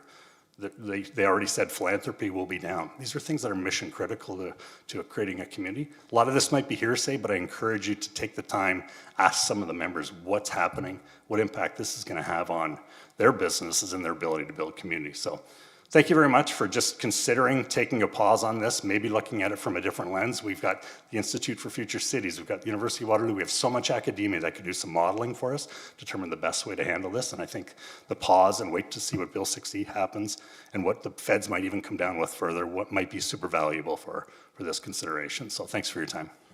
Thank you for your presentation. Questions for Mayor McCabe? Thank you, through you, Chair, and I apologize, I meant to also ask this to Larry, but maybe you can speak on behalf of both. Because you just mentioned that, was it last week you were down speaking to the Premier? So it was a week prior. I ran into him at Queen's Park. I was meeting with the Minister of Labour, and I had a quick chat with him. Okay, but you've had, it sounds like, you've had conversation with the Premier, with various ministers over the past year, couple of years about this? Yeah. And have asked for a lot of these changes that are here in Bill 60, correct? Okay. I guess part of what I'm curious about is that, like, developers, I mean, we know that there's been a lot of changes that you've been lobbying and advocating for, probably certainly well before my time in office. But then, so what I'm curious about though is, like, now, so there's been a lot that's happened in the past 3 years. Bill 23, Bill 5, Bill 17, Bill 60, I'm probably missing a few. But these are things you're asking for. So I'm curious why, now that they're in legislation or tabled, why we need to pause our ongoing process for more time to examine these things that you're asking for. Yeah, good question through you to the mayor is, because I don't think they're going to move things forward yet. Like, I still think that it has to move. Like, any development charge rate, whatever you apply, is going to, you have to build something to get the development charges. And I think that that's the biggest concern right now, is that the number, I've talked to a number of builders that have said, who have approvals, have, had bylaws changed, have zoning changes. And these are young individuals, men in their 50s that say, I would like to build one more building in my career. That's not the way it was 5 years ago. Everything, maybe it was right or wrong the way it was in the past, but right now there's a real grave concern that anything is going to be moving forward. So I think the question is, we continue to ask potentially for more. The Feds I have a concern with, where they're talking about, creating 50-year amortization and, offsetting some mortgages. And I think the problem is just making an expensive house more affordable in the sense that the payment cheaper, I don't think that's the answer. So I will continue to push on everything to determine how we can get the cost of a home, the purchase price of a home down versus just reducing the cost of a payment. I don't know if that answers your question, but that's my kind of take on all this. So I'm not going to stop on behalf of a community or Yeah. every community. I mean, sure. I guess, no, I guess it didn't really answer my question. Like, I mean, I understand that you're trying to attack it from a lot of different, or approach it, I should say, from a lot of different angles. I hear you saying that, but again, just the things that the development community has been asking for, and a lot of it's been provided. Mm-hmm. So I'm just surprised that then it's like, well, you're getting most of, I mean, it seems like a lot of what you've asked for. So why is this additional month? Like, what's going to change in the additional month? Because presumably, I mean, Yeah. you were just talking to different ministers and the premier. So presumably, some people have the ear of the various ministers and the premier himself around this. So and you're getting a lot of what you've asked for. Yeah. Fair enough. So why do you need an extra month when there's stuff that you were already asking for? I applaud the month. I just think that the more time we take and the more time we look at it from every particular, I know what you're saying, and I don't think I'm answering your question, but basically, it's not going to be enough. That's my comment. So yes, we're getting everything we're doing, but it's not going to facilitate starts, which I think is going to ultimately determine revenue to every municipality and housing for our community. So I don't know if I answer that, but that's all I got. Thank you. Well, I mean, part of what I understand is the challenge is that, I mean, the average person can afford a house of around 800,000. Which person? Well, this is a study, I probably shouldn't have started down this road because I forget the study, but that generally the average person I'd have to look it up after, but could afford a house of somewhere around 800,000 or get like mortgages for that. But the cost of a house is about 1.2 million. So that quantum of about 400,000 is the problem when you're saying like things we need to somehow figure that part out. Mm-hmm. So I guess I kind of struggle to understand, and I hear what you're saying about every bit helps, but why, you know, as Councillor Vasic was saying, like a $4,500 change in a development charge is pretty small when you're thinking of that quantum of like $400,000. That's that gap. That's kind of where I'm. And I appreciate that comment. I know it's part of the input.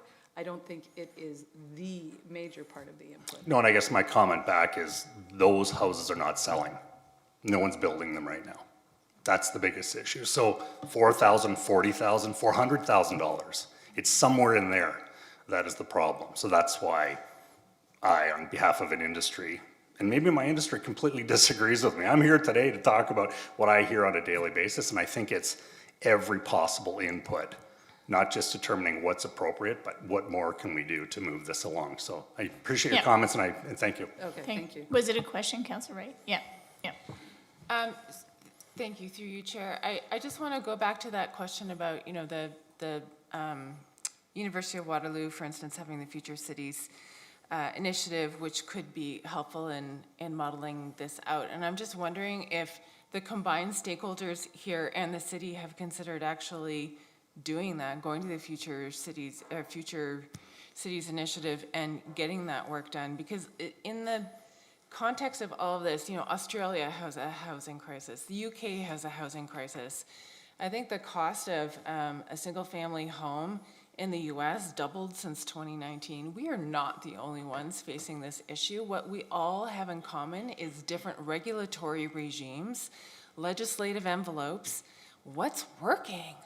Like, I think we need to do that work. Have you had that conversation with UW? Through you, Madam Chair, every single day. I bring the Future Cities Institute into everything, and I mean, full disclosure, I'm involved with the build now, and you guys are super supportive of that. That's a big difference. That's making a difference, and that's gonna move things along. So we've looked at all of the inputs, everything from the price of land to development charges to HST, and efficiencies in building, and we haven't even scraped the surface yet of where that's going to go. And I think when the numbers show, it's prove itself out. I'm going out to Halifax on Sunday to speak to the Canadian Home Builders Association and Habitat Nova Scotia about the Build Now model. I was talking to Mayor McCabe about that too. So future cities, there's a bunch of academic rigor, and I think back to Larry's point, and I don't know if the pause is the right word, but it's like these should always be under scrutiny, every single thing. And $4,400 again is a big deal. $4,500 is a big deal because you add in the price of groceries and you add in this and you add in cost of gas and transportation. It's just adding it up. And I don't know what that number is, but there is enough data now. There's enough modeling and there's enough partners. I would love to see open book.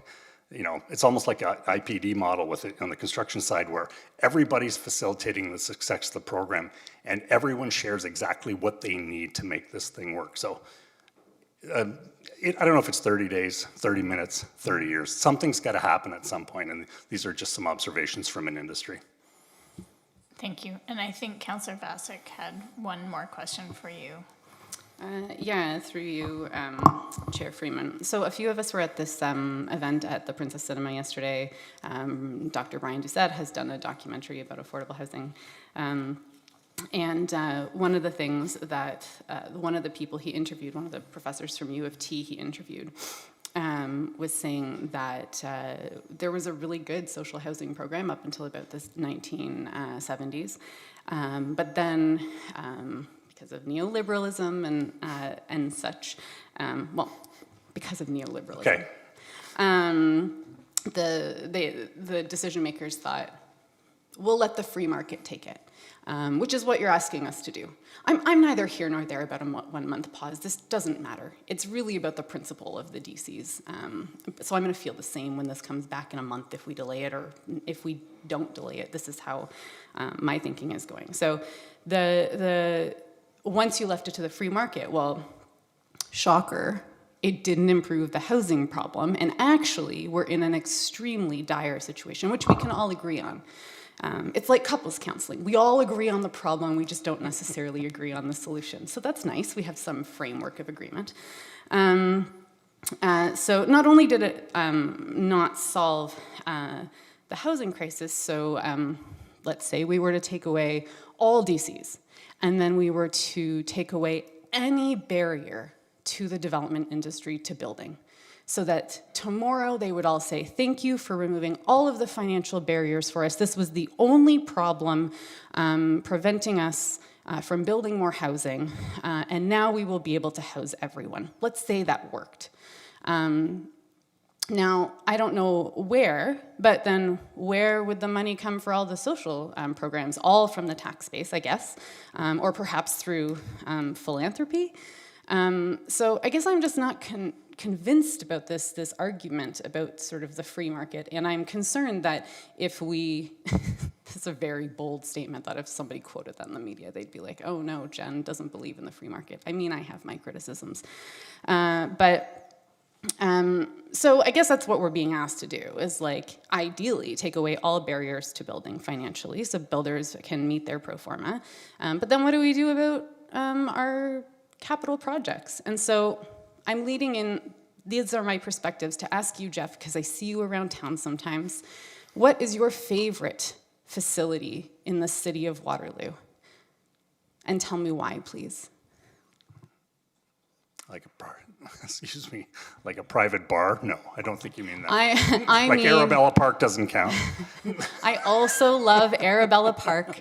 No, I'm asking you if what is your favorite facility that would require DCs, and why, and how would we build these if we took away DCs? Through you to Councillor Vasek, it's Waterloo Park, and I have no clue. I have no clue how it could happen, but I think having open dialogue and opening up the books and understanding the free market hasn't worked. The province is talking right now saying, here's a developer that paid $10,000 an acre for land that is now selling a lot for $350,000, and they're holding. And the province is saying, build more housing now, and they're going, nope, I'm waiting. They can. That's the problem. Like, there's just so many things that are in the way of moving this forward. Build now, keep going back to that. We've put covenants in there that allow it to, the free market to not take control of that housing going forward. We've pulled it back, and we'll be able to build some things. We've built it into the pricing where the infrastructure, the parks and things like that are part of the model on the construction side of things and the sales side of things. So back to your question, I have no clue. I just want to give you a few numbers about Waterloo Park. I know all the numbers. I'm there all the time. The DCs for the Waterloo Park implementation plan from this report are 3.3 million. The Waterloo Park Service Center yard expansion is 420,000, and the plan update is 125,000. So what does that bring us to? About 4 million for Waterloo Park. So I guess we could just ask everyone, what should we take away so that we don't have to ask for DCs? I'm just really stuck, No, these it's good. conversations about DCs and inclusionary zoning. If we took, and my point here is, if we took away all of the alleged barriers, it still wouldn't build the housing that we need. It wouldn't build enough, and it wouldn't build it affordably. We know that already. And this documentary was really good. And also, we wouldn't have access to the same facilities and public spaces. So I'm completely torn about what to do with, because we're in a crisis and the development community continues to come in and say, we just can't do it. And I don't know, we're between a rock and a hard place, but we both feel the same, so Yeah. we can go to couples counseling. Let's do that. It's okay. It's okay if you don't have an answer. No, I do to have the an answer. question. My answer is simply this. I appreciate the questions you're asking. I will also acknowledge that I'm the 113th smartest person in this room, and there's not 113 people in here. So that's the problem, is that there is no answer without a bunch of research. And that's all I'm saying is, again, I don't know if it's 30 days, 300 days, or 365 days, but there has to be a way to move things along. And in absence of that, then we'll wait and see. So thanks, everybody, for the opportunity to present. Thanks, Jeff, for your presentation. I know that there's some questions for staff. I will tell you that we did hire the people who know how to do these studies, and they've done it, and then they cut the rates again, and that's what we've got tonight. And so I actually think they've done some pretty damn good work here. No question. That's just me. So, but I think you're off the hot seat, so thank you. I'll stay here. It doesn't bother me. Thank you. Okay, I know, council, you have questions of staff. I have a list already. I have Councillor Bodley, Councillor Rowe, and then I'm looking around for other hands. So, Councillor Bodley. Okay, thanks. Through you, Chair Freeman. I'm going to start with a brief comment that's going to lead into my question, if that would be permissible. Thank you. So I appreciate the delegations that we've received today. I mean, here at City of Waterloo, we've passed multiple motions calling on the province to review the municipal funding framework. And I think this is the crux of what we're talking about here when we're talking about property taxes versus development charges. These are the two primary forms of revenue for the City of Waterloo. And I'm not going to sit here and naively state that development charges are not an input into the cost of housing. I fully and completely believe that. But also, I fully and completely believe that the things that contribute to vibrancy of the city should, in some ways, growth should be paying for growth there. So I'm open to having a conversation about what bold change looks like, and I'm curious to see what comes from Bill 60. I am not optimistic that this is the bold change that we are all maybe talking about, but I'm happy to pause to see exactly how that comes through, and I'm also happy to continue working on this with folks like the Institute for Future Cities, University of Waterloo, et cetera, and would be very open to having a conversation about eliminating development charges if we were found a way to be made whole, as the federal government sort of alluded to and then pulled back on.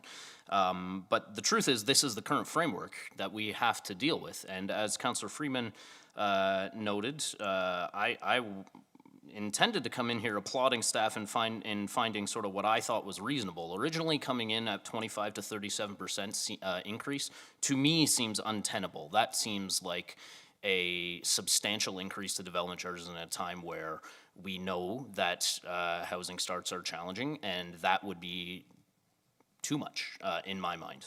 The 7% to 17% after substantially delaying this process because of all of the provincial legislation that's come out. Like today, it's Bill 60, but we delayed the process because of Bill 23. We delayed it because of Bill 17, et cetera, et cetera, et cetera. So seeing that level of increase, to me, seems reasonable. At the same time, I think we should here at the Horseshoe be questioning the projects. I think we should be questioning the mix. What percentage should be paid by development charges, what percent should be paid by property taxes, and as I say, I generally applaud staff with this and with the work that they've done. One of the big things that they've done, that's a huge project that's in Ward 2, is or adjacent to Ward 2, potentially, is the West Side Recreational Facility. That's a substantial project. There has been substantial growth in the west end of the city, and there is no recreation facility on the west end. And what this plan is suggesting is that we ask the residents of Ward 2 to, again, delay the build of a recreation facility on the west end. And I'm okay with that.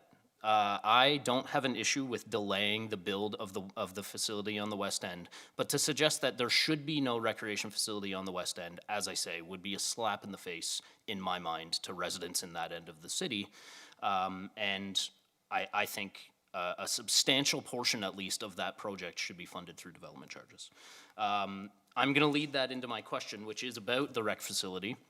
The question that I have with respect to the timing is that for many, many years, the challenge we've had with the rec facility has been related to our ability to acquire land, to the fact that we have consistently been outbid by developers on land that they are not building housing on, which is interesting given some of what we've heard today.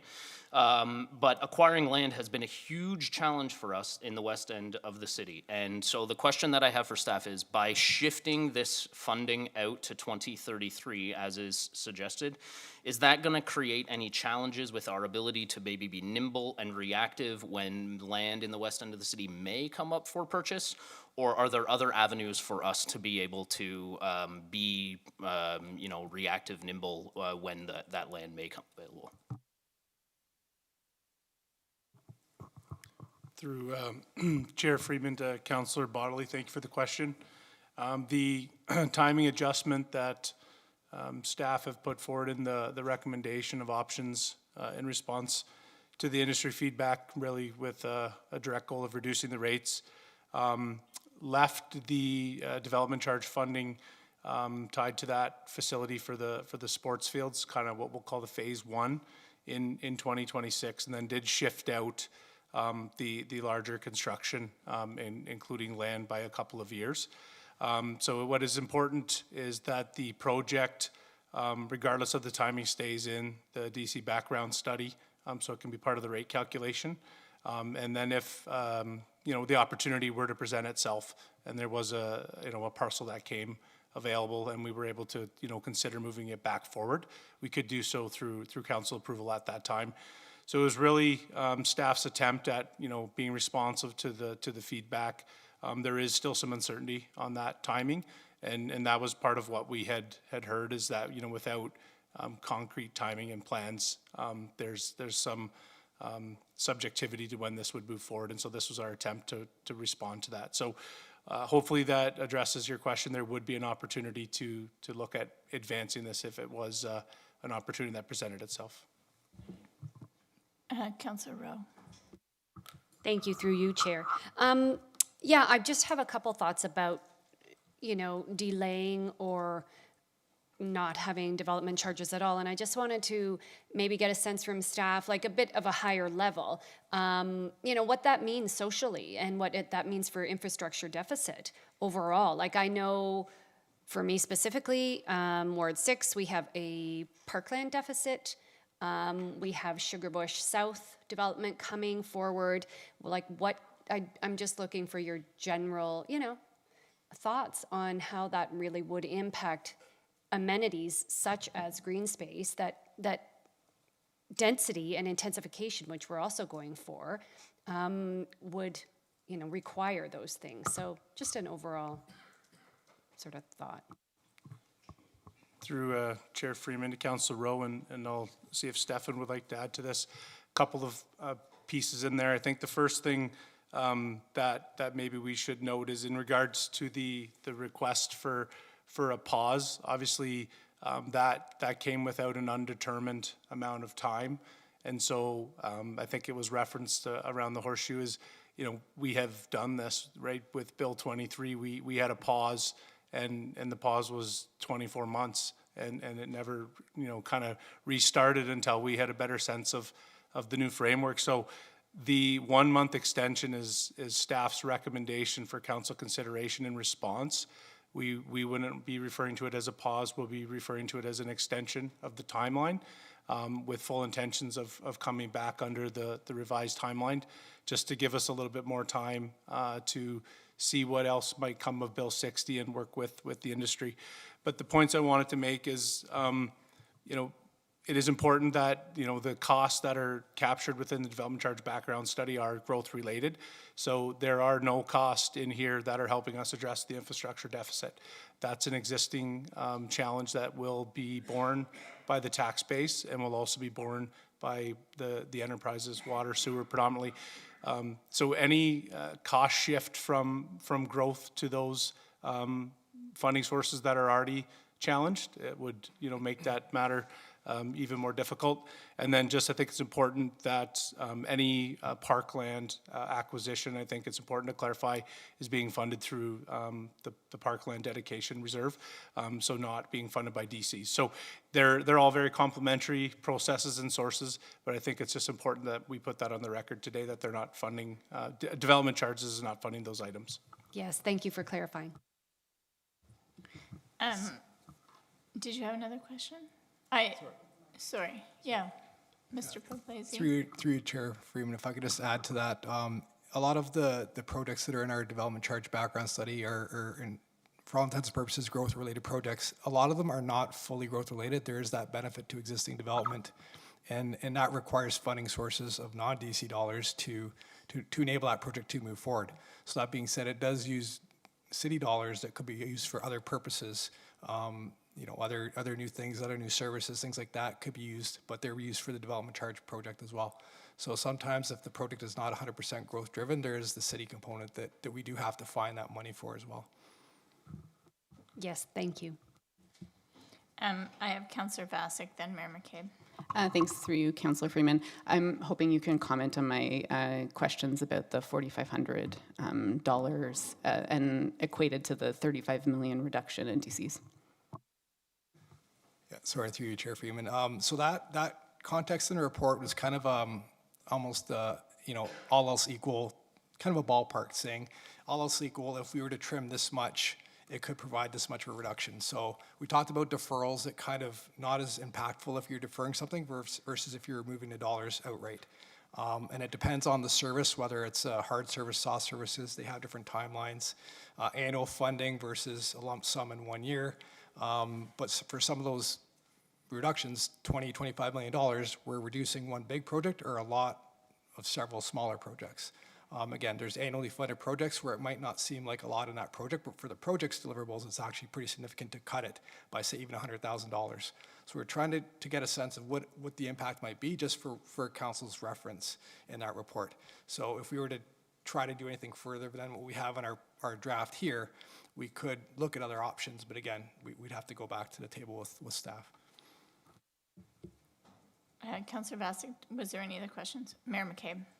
Thank you, through you, Chair.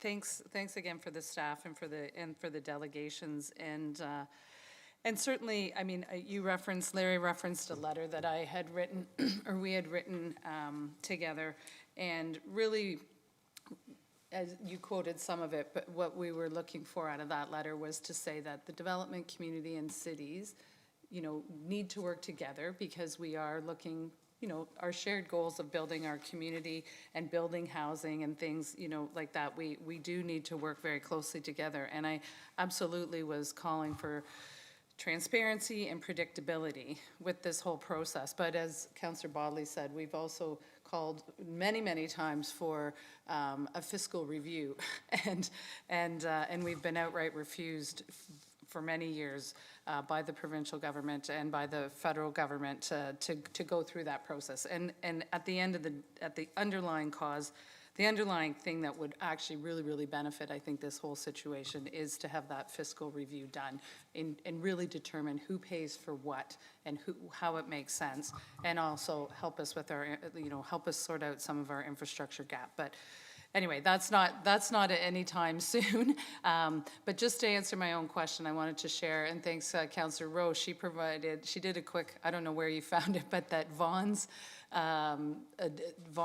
DC charge is for a single detached is just shy of $50,000. So anyway, just so I wanted to put that on the record. Still twice as much as ours, even though they've reduced it. I think reduced it by 50%. And so I'm concerned that when I looked through this report and I saw that we're already quite a bit lower than the city of Kitchener, quite a bit lower than the city of Cambridge, well, significantly lower than the city of Cambridge, and I know that we haven't done our update since 2019. I don't know when those two counterparts did theirs, but even with some of what staff's proposed here, we're still going to be certainly under where the city of Kitchener is. And I also, when I was reading this report, was also reflecting on, like, this report, I don't personally think we should look at it in isolation. We've also had strategic plans done. We've had like transportation master planning done. We've had community services work done. We've had indoor space planning needs assessments and things like that. So we need to look at this in the broader scope of all of the different plans and pressures and needs that our community has come forward and talked to us about. I mean, particularly through our strategic planning process. And it's clear, people are looking for parks, like we've approved a couple of parks tonight. People are looking for more community space. We know we need the West Side Rec Center, that facility, and we also know we need to, have the infrastructure in place to support the homes that people need and to get us out of this affordability and this housing challenge. And the city has, I mean, Jeff referenced, the city is doing a lot.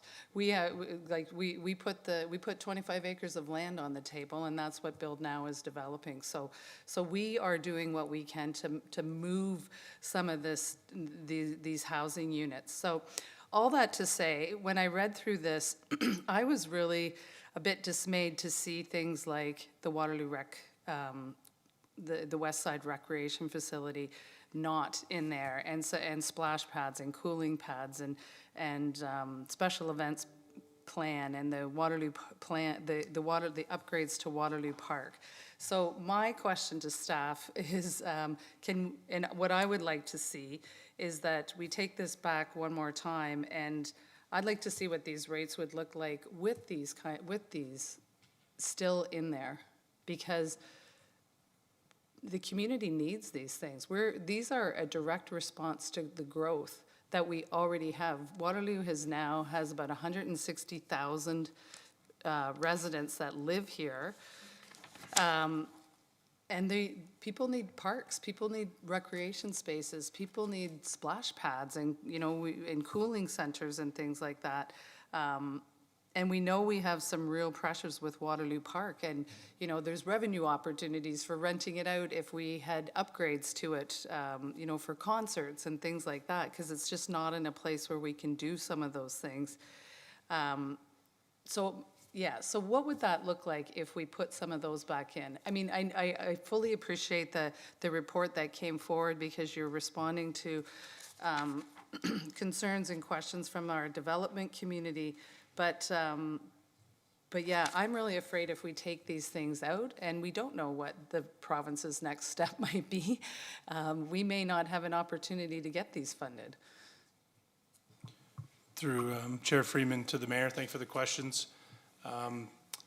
The changes that staff have brought forward, so that would be those changes that are outlined on page 37 of the revised packet, are ones that we thought were, maybe feasible, really with the goal of trying to lower the cost. So the ones that you're noting, again, on the West Side Recreation Facility, the project is in at the submitted scale from staff. But the timing has been adjusted slightly, so that's been shifted out by a couple of years. And that is in the later portion of the forecast, out in the 2030s. But by doing so, there's cost savings from the rate calculation because the project cost shifts out, and then the debenture timing shifts and the principal and interest shifts with it. So it's all part of the calculation process. So just wanted to clarify it's in, but we have shifted the timing. The spray pads is another example where it could be viewed as a reduction as we've went on a 3-year cycle. So looking at adding a spray pad in 2028, 2031, 34, kind of on that 3-year cycle. So that is a reduction compared to what was initially submitted by staff. The rates, we could take it away in terms of, if we were to put some of these back in or what have you, but we're right now at rate increases in the range of 7 to 17%. And as we start to, add these things back in, we're going to get closer back to that initial draft of 30%. So doing one of these in isolation is not likely to result in that. But the kind of the suite of the changes took us from that, draft of 30 down to what is being tabled today in the range of the 7 to 17%. Mike, you want to add that? Yeah, if I can add just a bit further to that. Thanks, Brad, through you, Chair Freeman. So a couple other changes that we did make were really to the engineered infrastructure category of assets. And again, review through staff that could be accommodated. Some of the things, that, again, some of the biggest ones were actually to the transportation and engineered infrastructure. So, if, for example, we were to add back a splash pad, it might not change the impacted rates a whole lot, but it would certainly impact it. And another thing I wanted to add is that we did actually allocate some grant funding for the Beaver Creek Road development that's been going through this year. So, some grants we received from the province have actually netted down what's required from development charges, and that's part of the change as well. So the version that we saw back in June, that capital listing, has been revised with some of the things that happened through the summer, like the grants, and some of the other things where we kind of fine-tuned what we need. But just to iterate that a lot of the bigger ones were to the roads and related category of engineered services, if you want to call it that. But as Brad noted, the rec facility was still there. That wasn't reduced. It was deferred from a cash flow perspective. Okay, thank you very much for that. I mean, then I'll revise my my statement to say I would prefer that it, like a big project like that, not be shifted. I think we need to demonstrate to the community and to staff that this really is a priority. You mean pushed out in timing? Yes. Yeah. Similarly for Waterloo Park.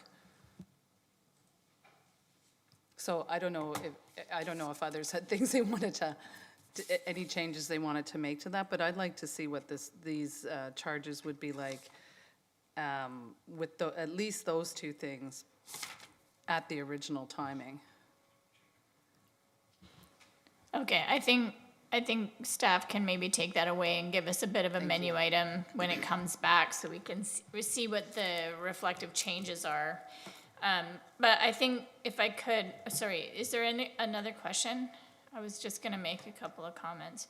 I think we did receive feedback on the original DC's project, and staff heard the feedback, and they did make some very strategic choices. For example, the Beaver Creek Road Conservation Drive, we did allocate Building Faster Fund and the Housing Enabling Water Supply System Fund grants, which reduced the DCs by quite a bit.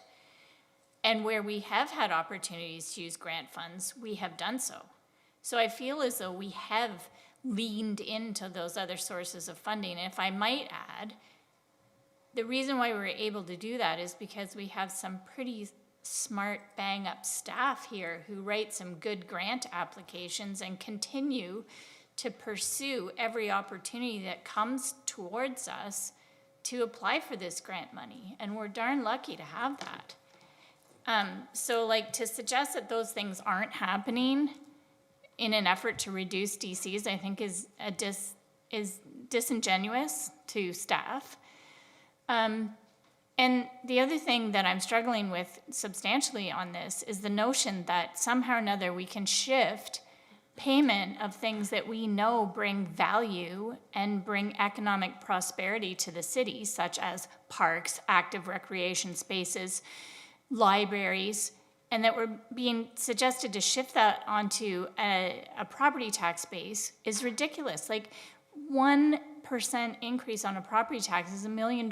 Just the Waterloo Park stuff that you mentioned, Councillor Vasic, is like a 4% tax increase.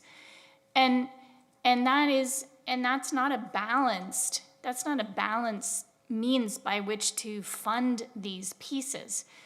I think I get so incredibly frustrated to suggest that we should wait for this government to come out with yet more legislation. I still haven't seen the regulations that go, I think, with Bill 112, which is now 6 years in the past. And so I have no confidence that we're necessarily going to see all of the various and sundry legislative pieces in time for us to get our window done on these DCs before the window closes and we're told we can't put a park in anymore, just like we were told we can't include libraries anymore. And for heaven's sakes, like the East Side Library is full, and the main library is full. There is no space to rent at Albert McCormick. There is no space to rent at the main library. There's no space to rent at the East Side Library. And it took us decades to build the East Side Library, and it took many, many years to build Harper. So now we can't even include them in the DCs. And so I'm so incredibly overwhelmed by where it is that people think we have this toolkit of money, which we don't have. And this is a really tiny toolkit, DCs, and it's one of the very few ones that we have. So, you know, I certainly support the work that staff's done. I support the recommendations that are here.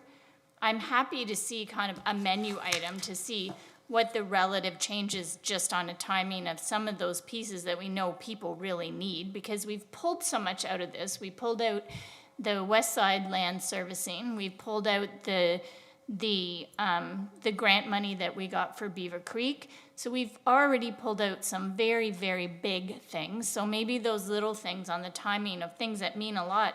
My goodness, with climate change, people need places to cool off in the summer. Those aren't just nice to haves, they're almost needed to haves. So for my ward, a splash pad took almost 2 decades to get constructed. And that's the reality. So, I think staff have worked very hard on this. I think they have delved into the legislation. I think they've given us a good recommendation here, and I'm looking to see if someone's willing to move this. Moved by Councillor Bodley, seconded by Councillor Wright. Is there any other commentary? Thank you. All in favor? It's carried. All right, we are now on to the Affordable Rental Housing Grant Program. We have a presentation from Tanya Kurek. Welcome, Tanya.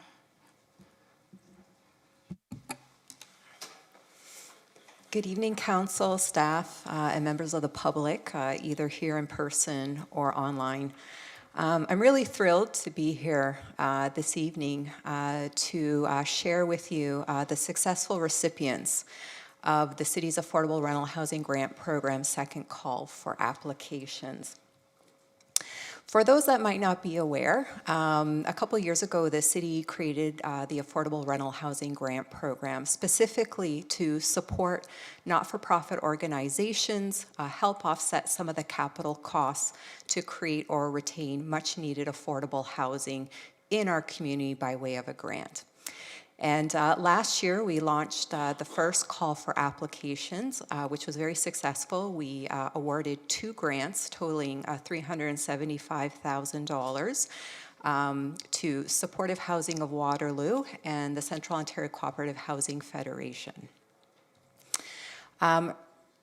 A couple of months ago, we launched the second call for applications, and I'm happy to report 5 grants have been awarded, totaling $802,911. The 5 grant recipients are Supportive Housing of Waterloo for a 38-unit affordable housing addition at their existing site at 144 Herb Street East. Supportive Housing of Waterloo has also got a second grant for an infill modular 10-unit affordable housing project at their other site at 362 Herb Street West. The third grant has been awarded to Waterloo Kitchener Mennonite United Church in partnership with Beyond Housing to construct a mixed-use affordable housing development with 92 affordable housing units, as well as some congregation space, as well as offering up, hopefully, some space for a not-for-profit community organization on the ground floor. The fourth grant has been awarded to Needlewood Glen Cooperative for a 10-unit project, infill project at their site at 636 Herb Street West, noting that the grant will be used to support 3 affordable housing units as part of that project. And the fifth grant was awarded to 7 Maples Cooperative, also for a 10-unit infill project at their site at 368 Behringer Road, noting that the grant is going to be used to support 3 affordable housing units.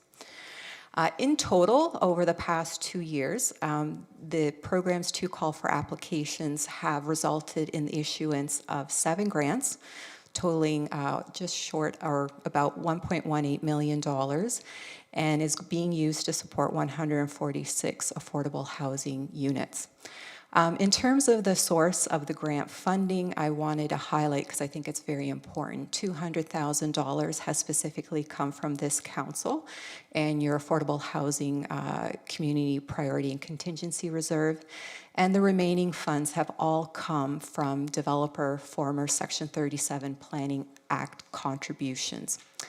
And highlighting once again that none of these monies have come from upper levels of government, and so I really wanted to stress that because I think that's very important. With the awarding of all of these grants, all the funds to support the program have now been spent. As such, no further calls for applications will be issued unless, if by chance, any other source of funding comes available. And a big reason that I wanted to do a presentation tonight is I really wanted to provide a big thank you. You see me here before you this evening, but there's a massive infrastructure that is needed, a ton of staff, departments, time, effort, resources, in order to facilitate the program, issue grants in order to help support not-for-profits build much-needed affordable housing. First and foremost, really wanted to thank all the not-for-profit organizations and first helping to create the program and telling us what they needed and what the parameters should be. Also wanted to thank this council for your continued support of affordable housing and your commitment and your continuous commitment towards affordable housing, as well as your $200,000 funding from your own Affordable Housing Reserve. Really wanted also to thank, in terms of the former Section 37 Planning Act community benefit contributions, they've actually all come from redevelopments in Northdale. So if some of you will recall, in exchange for extra density, some developments had to provide community benefits that have been funneled into this program. So really wanted to be able to demonstrate the benefit of that extra density and resulting in, these much needed affordable housing. Also wanted to thank the program's Evaluation Selection Committee, which has included representatives from the Planning Department, Finance, as well as our READY team. Also wanted to thank our Communications Department for all their help with, the media releases, the application forms, getting the information out there, and also with legal services in the drafting of the program as well as in terms of the drafting of the contribution agreements. A huge thank you. This program has been, in my opinion, a tremendous success. It has exceeded my greatest hopes when I was first creating the program.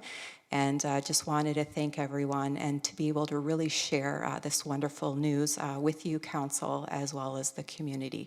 Happy to answer any questions you have or to receive any comments. Thank you. Thank you, Tanya. Councillor Rowe. Thank you, through you, Chair. Tanya, thank you so much. This is so exciting to see when planning and council and the community comes together, what can happen and how we can support affordable housing. And I know in our conversation this evening how challenging building is, how challenging moving forward can be. And also, I think sometimes there's a perception that the city isn't doing enough. And I witness every day how hard you work and how hard staff work to move affordable housing forward. And we have really great success stories, and this is another one of them. So thank you so much. Thank you. Appreciate that.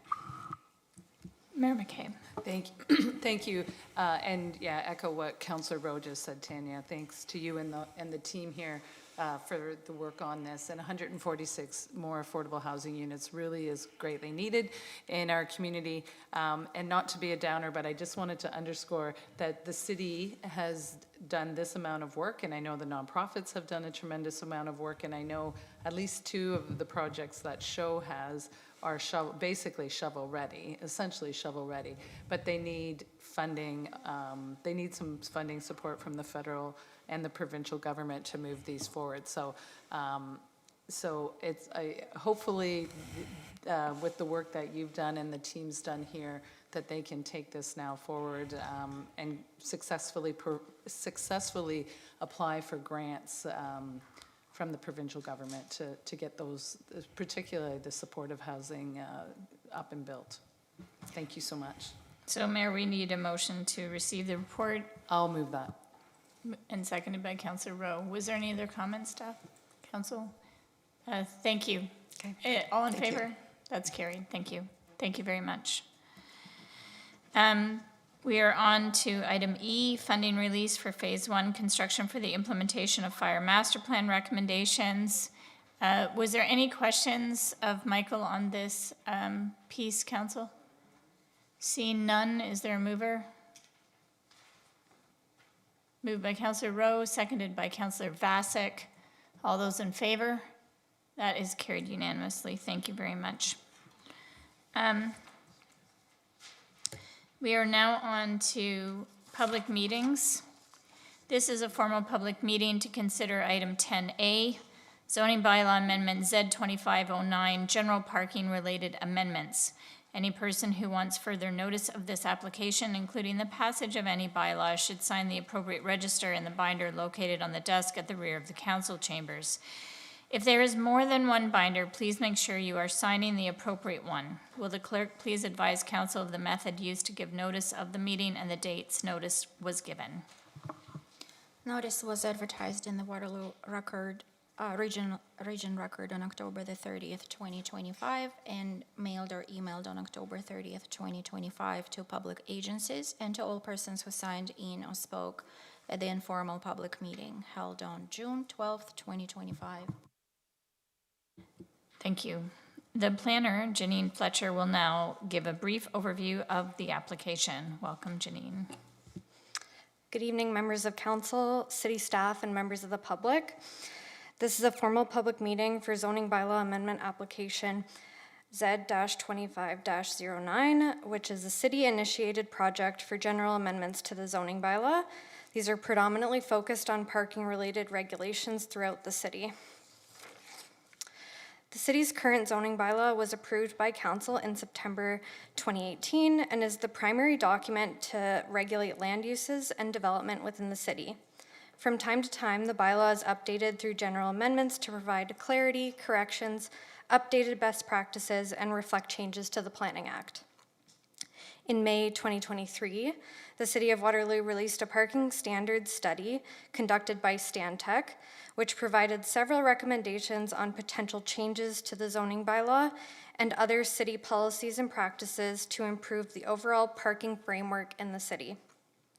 The study identified that the cost of constructing and maintaining a surface parking space could be estimated at $16,000 per space, and then that cost can jump to anywhere from $50,000 to $200,000 per space for structured and/or underground parking. This can add significant costs to development projects and impact the ultimate affordability of housing. The city is currently eligible for approximately $23.4 million in funding through the Housing Accelerator Fund and has committed to 9 initiatives to help streamline development and facilitate more housing as part of the HAF agreement.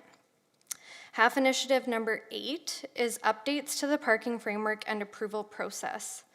There are a few sub-projects within this initiative, one of which was the Section 40 agreement framework that Council approved in February of this year, otherwise referred to as the Parking Reductions for Affordable Housing Guidelines. The current sub-project before you for consideration tonight is updates to parking regulations within the zoning bylaw. The HAF agreement sets out a deadline of December 1st, 2025 to receive council approval for these amendments. So the primary objective of these general amendments are to update the parking requirements to promote optimal use of land for housing and supporting affordability in alignment with the objectives of the HAF initiative. Additionally, staff are proposing amendments to reflect recent changes to the Planning Act through Bill 185, the Cutting Red Tape to Build More Homes Act, which came into effect in mid-2024. Staff are also proposing various housekeeping updates throughout the bylaw to improve clarity and reflect best practices.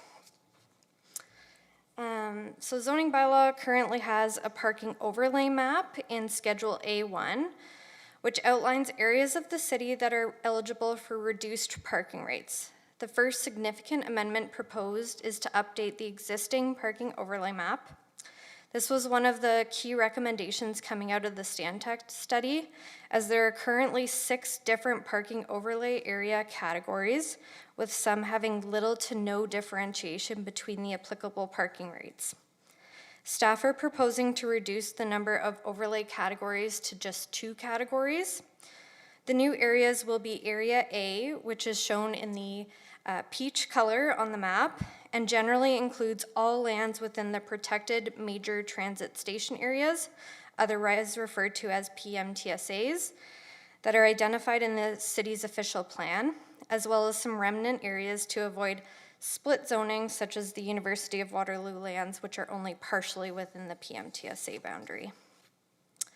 The second category is Area B, which is shown in yellow and generally includes the lands within the nodes and corridors that have been identified in the city's official plan, as well as some remnant lands that were previously in overlay areas to ensure continuity and avoid creating legal nonconforming sites.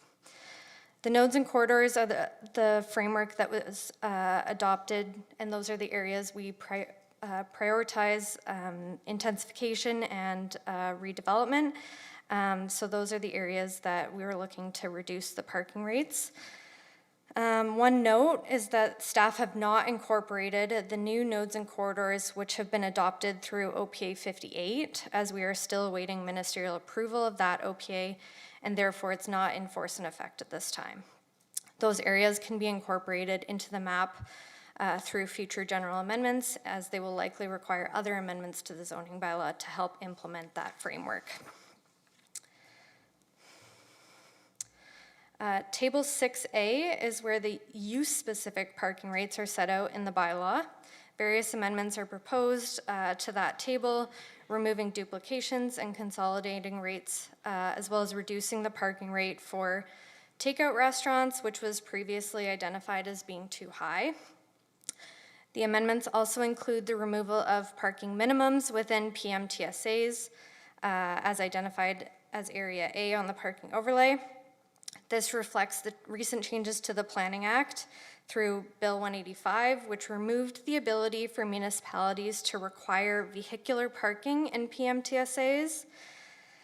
Staff are proposing to reduce most residential parking rates as well as some non-residential parking rates.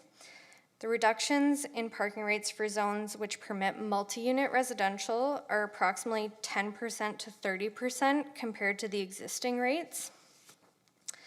Generally, zones will now require no more than one parking space per dwelling unit, whereas the zoning bylaw previously required up to 1.4 spaces per unit for townhouses and 1.25 spaces for apartment buildings.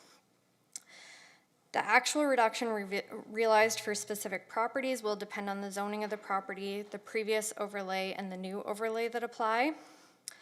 The proposed parking reductions in residential rates are intended to achieve the objectives of the HAF initiative to facilitate additional housing through reduced parking requirements and reduced costs associated with providing parking.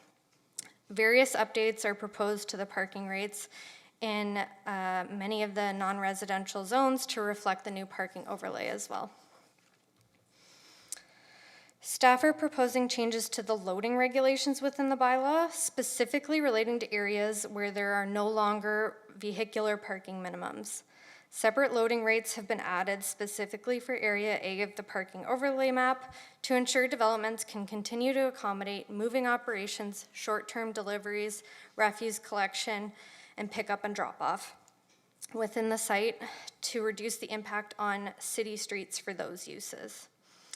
Staff are also proposing to shift the loading calculation from being based on the number of bedrooms to being based on the number of units, which should more accurately reflect the demand for loading spaces. Stacked bicycle parking is a request that we've seen through several recent planning applications. Staff are proposing to add permissions for stacked bicycle parking as of right, including a definition and regulation for size and location. The amendments propose to require 10% of type A bicycle spaces to have an oversized width to accommodate oversized bikes such as larger e-bikes, fat bikes, cargo bikes, and bikes with attachments.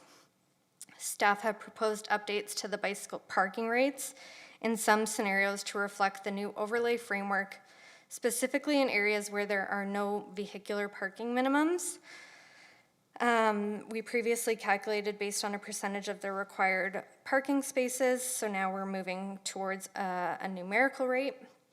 Higher bicycle parking rates are proposed in many circumstances to offset the reductions in vehicular parking that are proposed throughout the bylaw. This will help support the transition towards more active modes of transportation and provide more diverse options for residents. Lastly, staff are proposing several housekeeping amendments for clarity and ease of implementation.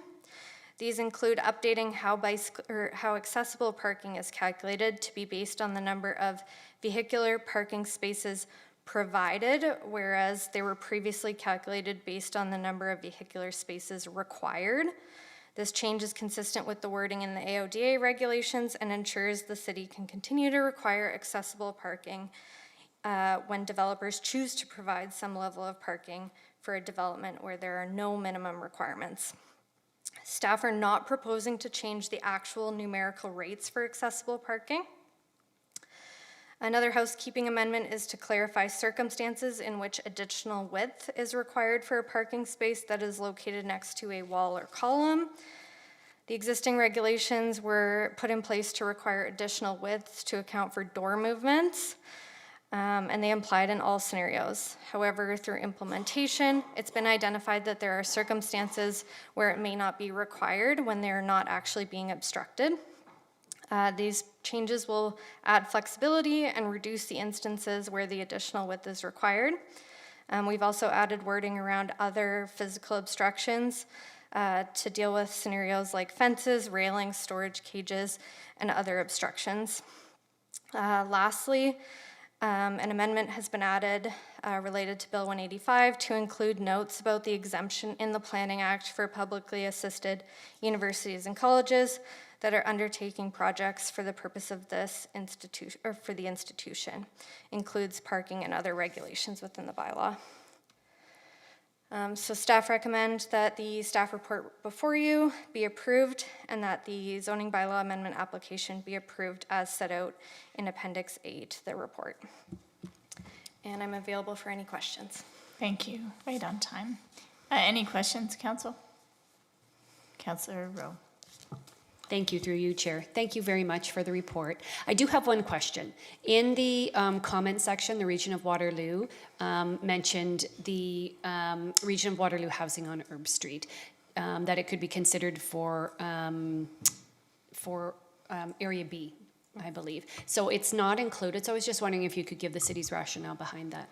Through the chair to Councillor Rowe, the region's request was relating to a specific property on Amos, and it's not currently within a node or corridor within the official plan, so it hasn't been included. We didn't really look at site-specific requests for the scope of these amendments. If they have a future development proposal that they would like to come in with, we can evaluate that on a site-specific basis.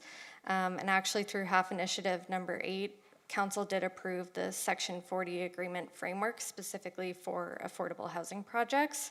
And approval of those types of requests had been delegated to the Director of Planning to help streamline requests when they come in with those. So that's something they could entertain when they do come up with their development proposal and want to bring that forward.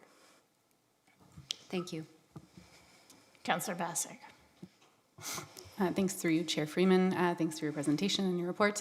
Transportation's concerns, I echo those, which is that when zero parking is provided, zero accessible spots will be required, and this will limit where people with accessibility parking needs will be able to live and or visit.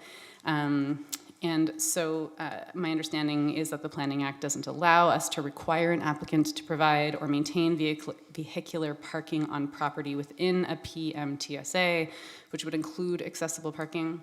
And that this is an item that you've had legal staff review because you had some of the same questions and concerns, and our legal staff has confirmed we can't require vehicular parking even if it is accessible parking.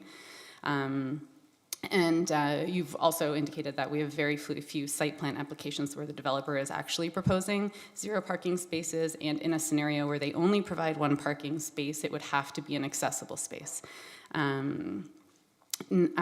So that's the background to my question. We certainly are seeing some pop up, not in Waterloo, but other places where there is no parking. And so this could be coming to us. And in that way, we would be legislated to exclude folks from new builds in the city. Over time, we are going to be engaging more in a multimodal shift. And so we will get closer and closer to needing fewer parking spaces, and maybe that will justify more places going up without parking. So I guess in the interim, what are our practices that will encourage folks to put accessible parking spots, even if they don't want to provide other vehicular parking? And are there any advocacy routes or mechanisms we can take to advocate to the province that we do indeed need accessible parking at new builds? Through the chair, I'll answer the first part of your question there. Through site plan and review of development applications, we can look to see if people are willing to provide accessible parking spaces and vehicular parking spaces in general, even if they're not technically required. So that is something we can ask for. It's not necessarily something we can require. I think all of us around the table would probably echo that it's something that is needed in the accessible parking realm. On the advocacy side, I would defer to maybe my director on that. I don't know if Ron or Joel would like to chime in on that. Through you, Chair Freeman, to Councillor Basak. Certainly, wherever we have an opportunity to advocate for planning matters before the province, we do that, particularly when it comes to matters of AODA. I fully agree that items with respect to the provision of barrier-free parking is important to integrate within the sites, and we are pushing hard, even though we may not have the full legislative requirements to do that, but we are pushing hard to try and achieve that. And if we are unable to require it, then we will certainly push for the designs related to the development to be barrier-free. In terms of the advocacy, again, wherever council has an opportunity, wherever staff has an opportunity to advocate to the provinces, I would certainly encourage you to do so with respect to AODA matters and site development, along with the other core developments that council sees around the chamber from, you know, every application that seems to be coming through in intensification areas, particularly the challenges around intensification within major transit station areas. Thank you. Any other questions, council? Seeing none. Is there anyone present tonight who wishes to speak to this application?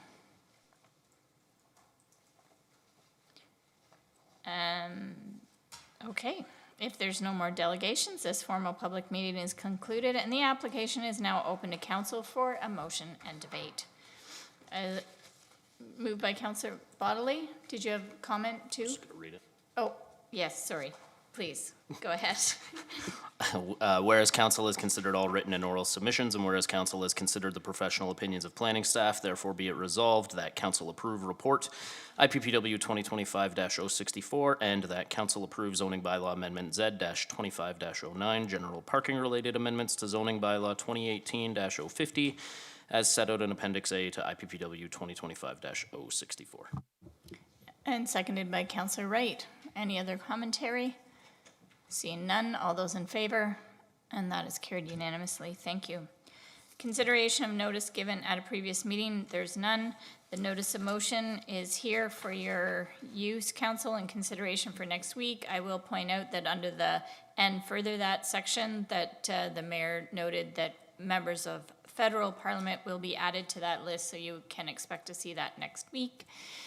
Under communications and correspondence, there's none. Unfinished business, none. Questions, council? Seeing none. Under new business, I had one, if I could. I would really like to just comment on Remembrance Day. It was a challenging day from a weather perspective. I know that the engineering regiment locally here was supposed to be in St. Thomas with their representative of their honorary colonel, Lord Bruce, and with the 401 closed because of weather, they pivoted and all showed up here in Waterloo. But more than that, I just would like to comment on the citizens of Waterloo and their continued reflection and willingness to come out every November 11th to the cenotaph and take time to remember those that have served, those that are serving, and to recognize that the veterans are not just First World War and Second World War. They're all of the theaters that we have provided soldiers and continue to provide soldiers. So currently we have folks from Waterloo in Latvia, and so I wanted to bring that to everyone's attention. Sometimes you're going to start to see a lot younger veterans, and those theaters are changing. I also wanted to recognize that it's only taken 1 year from this time last year for us to pass a motion and direction to staff to put up the banners, and all the banners are out, and I think they look amazing. And I know that folks from Kevin's team took a real leadership role in working with the Legion on that. So thank you for that. It really looked amazing. It was an interesting day weather-wise, and again, staff worked through that and appreciate everything that everyone did. Other new business, council, Councillor Wright. Just two things that I want to mention, thank you. One is that 2 Uptown neighborhood associations had their annual general meetings last Monday, and I was able to attend one of them, and it was really great to just have this opportunity to kind of catch everybody up on council business from like a year in retrospect. We've actually hit November, which means that we have really done a huge body of work. And I want to thank our neighborhoods team for all the support that they provide. And just to give you a sense of this, in 2014, we started to have some neighborhood conversations about Uptown North becoming a neighborhood association. And neighbors, officially affiliated with the City of Waterloo in 2021. So that's a lot of conversation and informal activity, and one co-founder ending up becoming a city councillor. So it's like one of those things that it becomes a milestone, like when they're having their AGM and you're like, oh, we did it. So just wanted to note that. And then secondly, I just want to thank MPP Fife for convening the assembly of people around the documentary, Professor Brian Doucette's documentary at the Princess Twin Cinema on Sunday. Was really well attended by area councillors. There were councillors from Stratford and the region, and a bunch of us from the City of Waterloo who were all in attendance. And there's obviously a very big community concern about affordable housing, and it really ties into the decisions that we made today in council. And so I just want to appreciate the ongoing support community-wide for affordable housing. Thanks. Yeah, thank you for that. Any other new business? Councillor Rowe.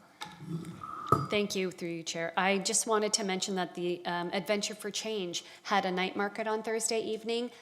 Councillor Hanmer and I attended, and it was incredible. I did not know you could fit so many people into their facility. It was fantastic. The school board brought kids, there was food, there were, the women have their sewing business now, so they had items for sale. It really was amazing and encouraging how hard they work for the neighbors in the Sunnydale neighborhood, and just really, they also need support. So it's something I really encourage people to keep in mind. Like many other service providers, they've experienced funding cuts, so they're looking for ways to fundraise. So if you see any of their events coming up, I really encourage you to attend because it's very worthwhile. If anyone wanted to purchase some of their artwork or their crafts or anything, how would they do that?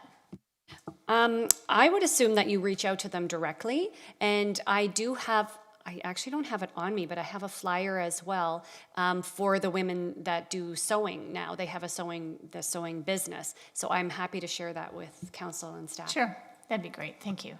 Any other new business?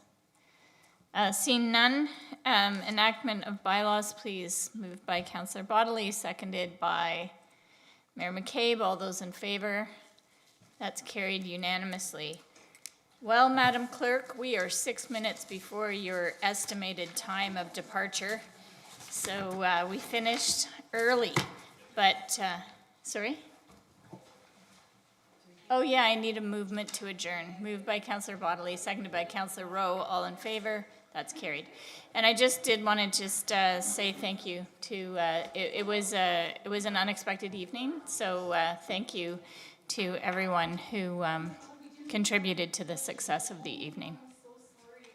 Thank you. It's all good. Yeah, thank you.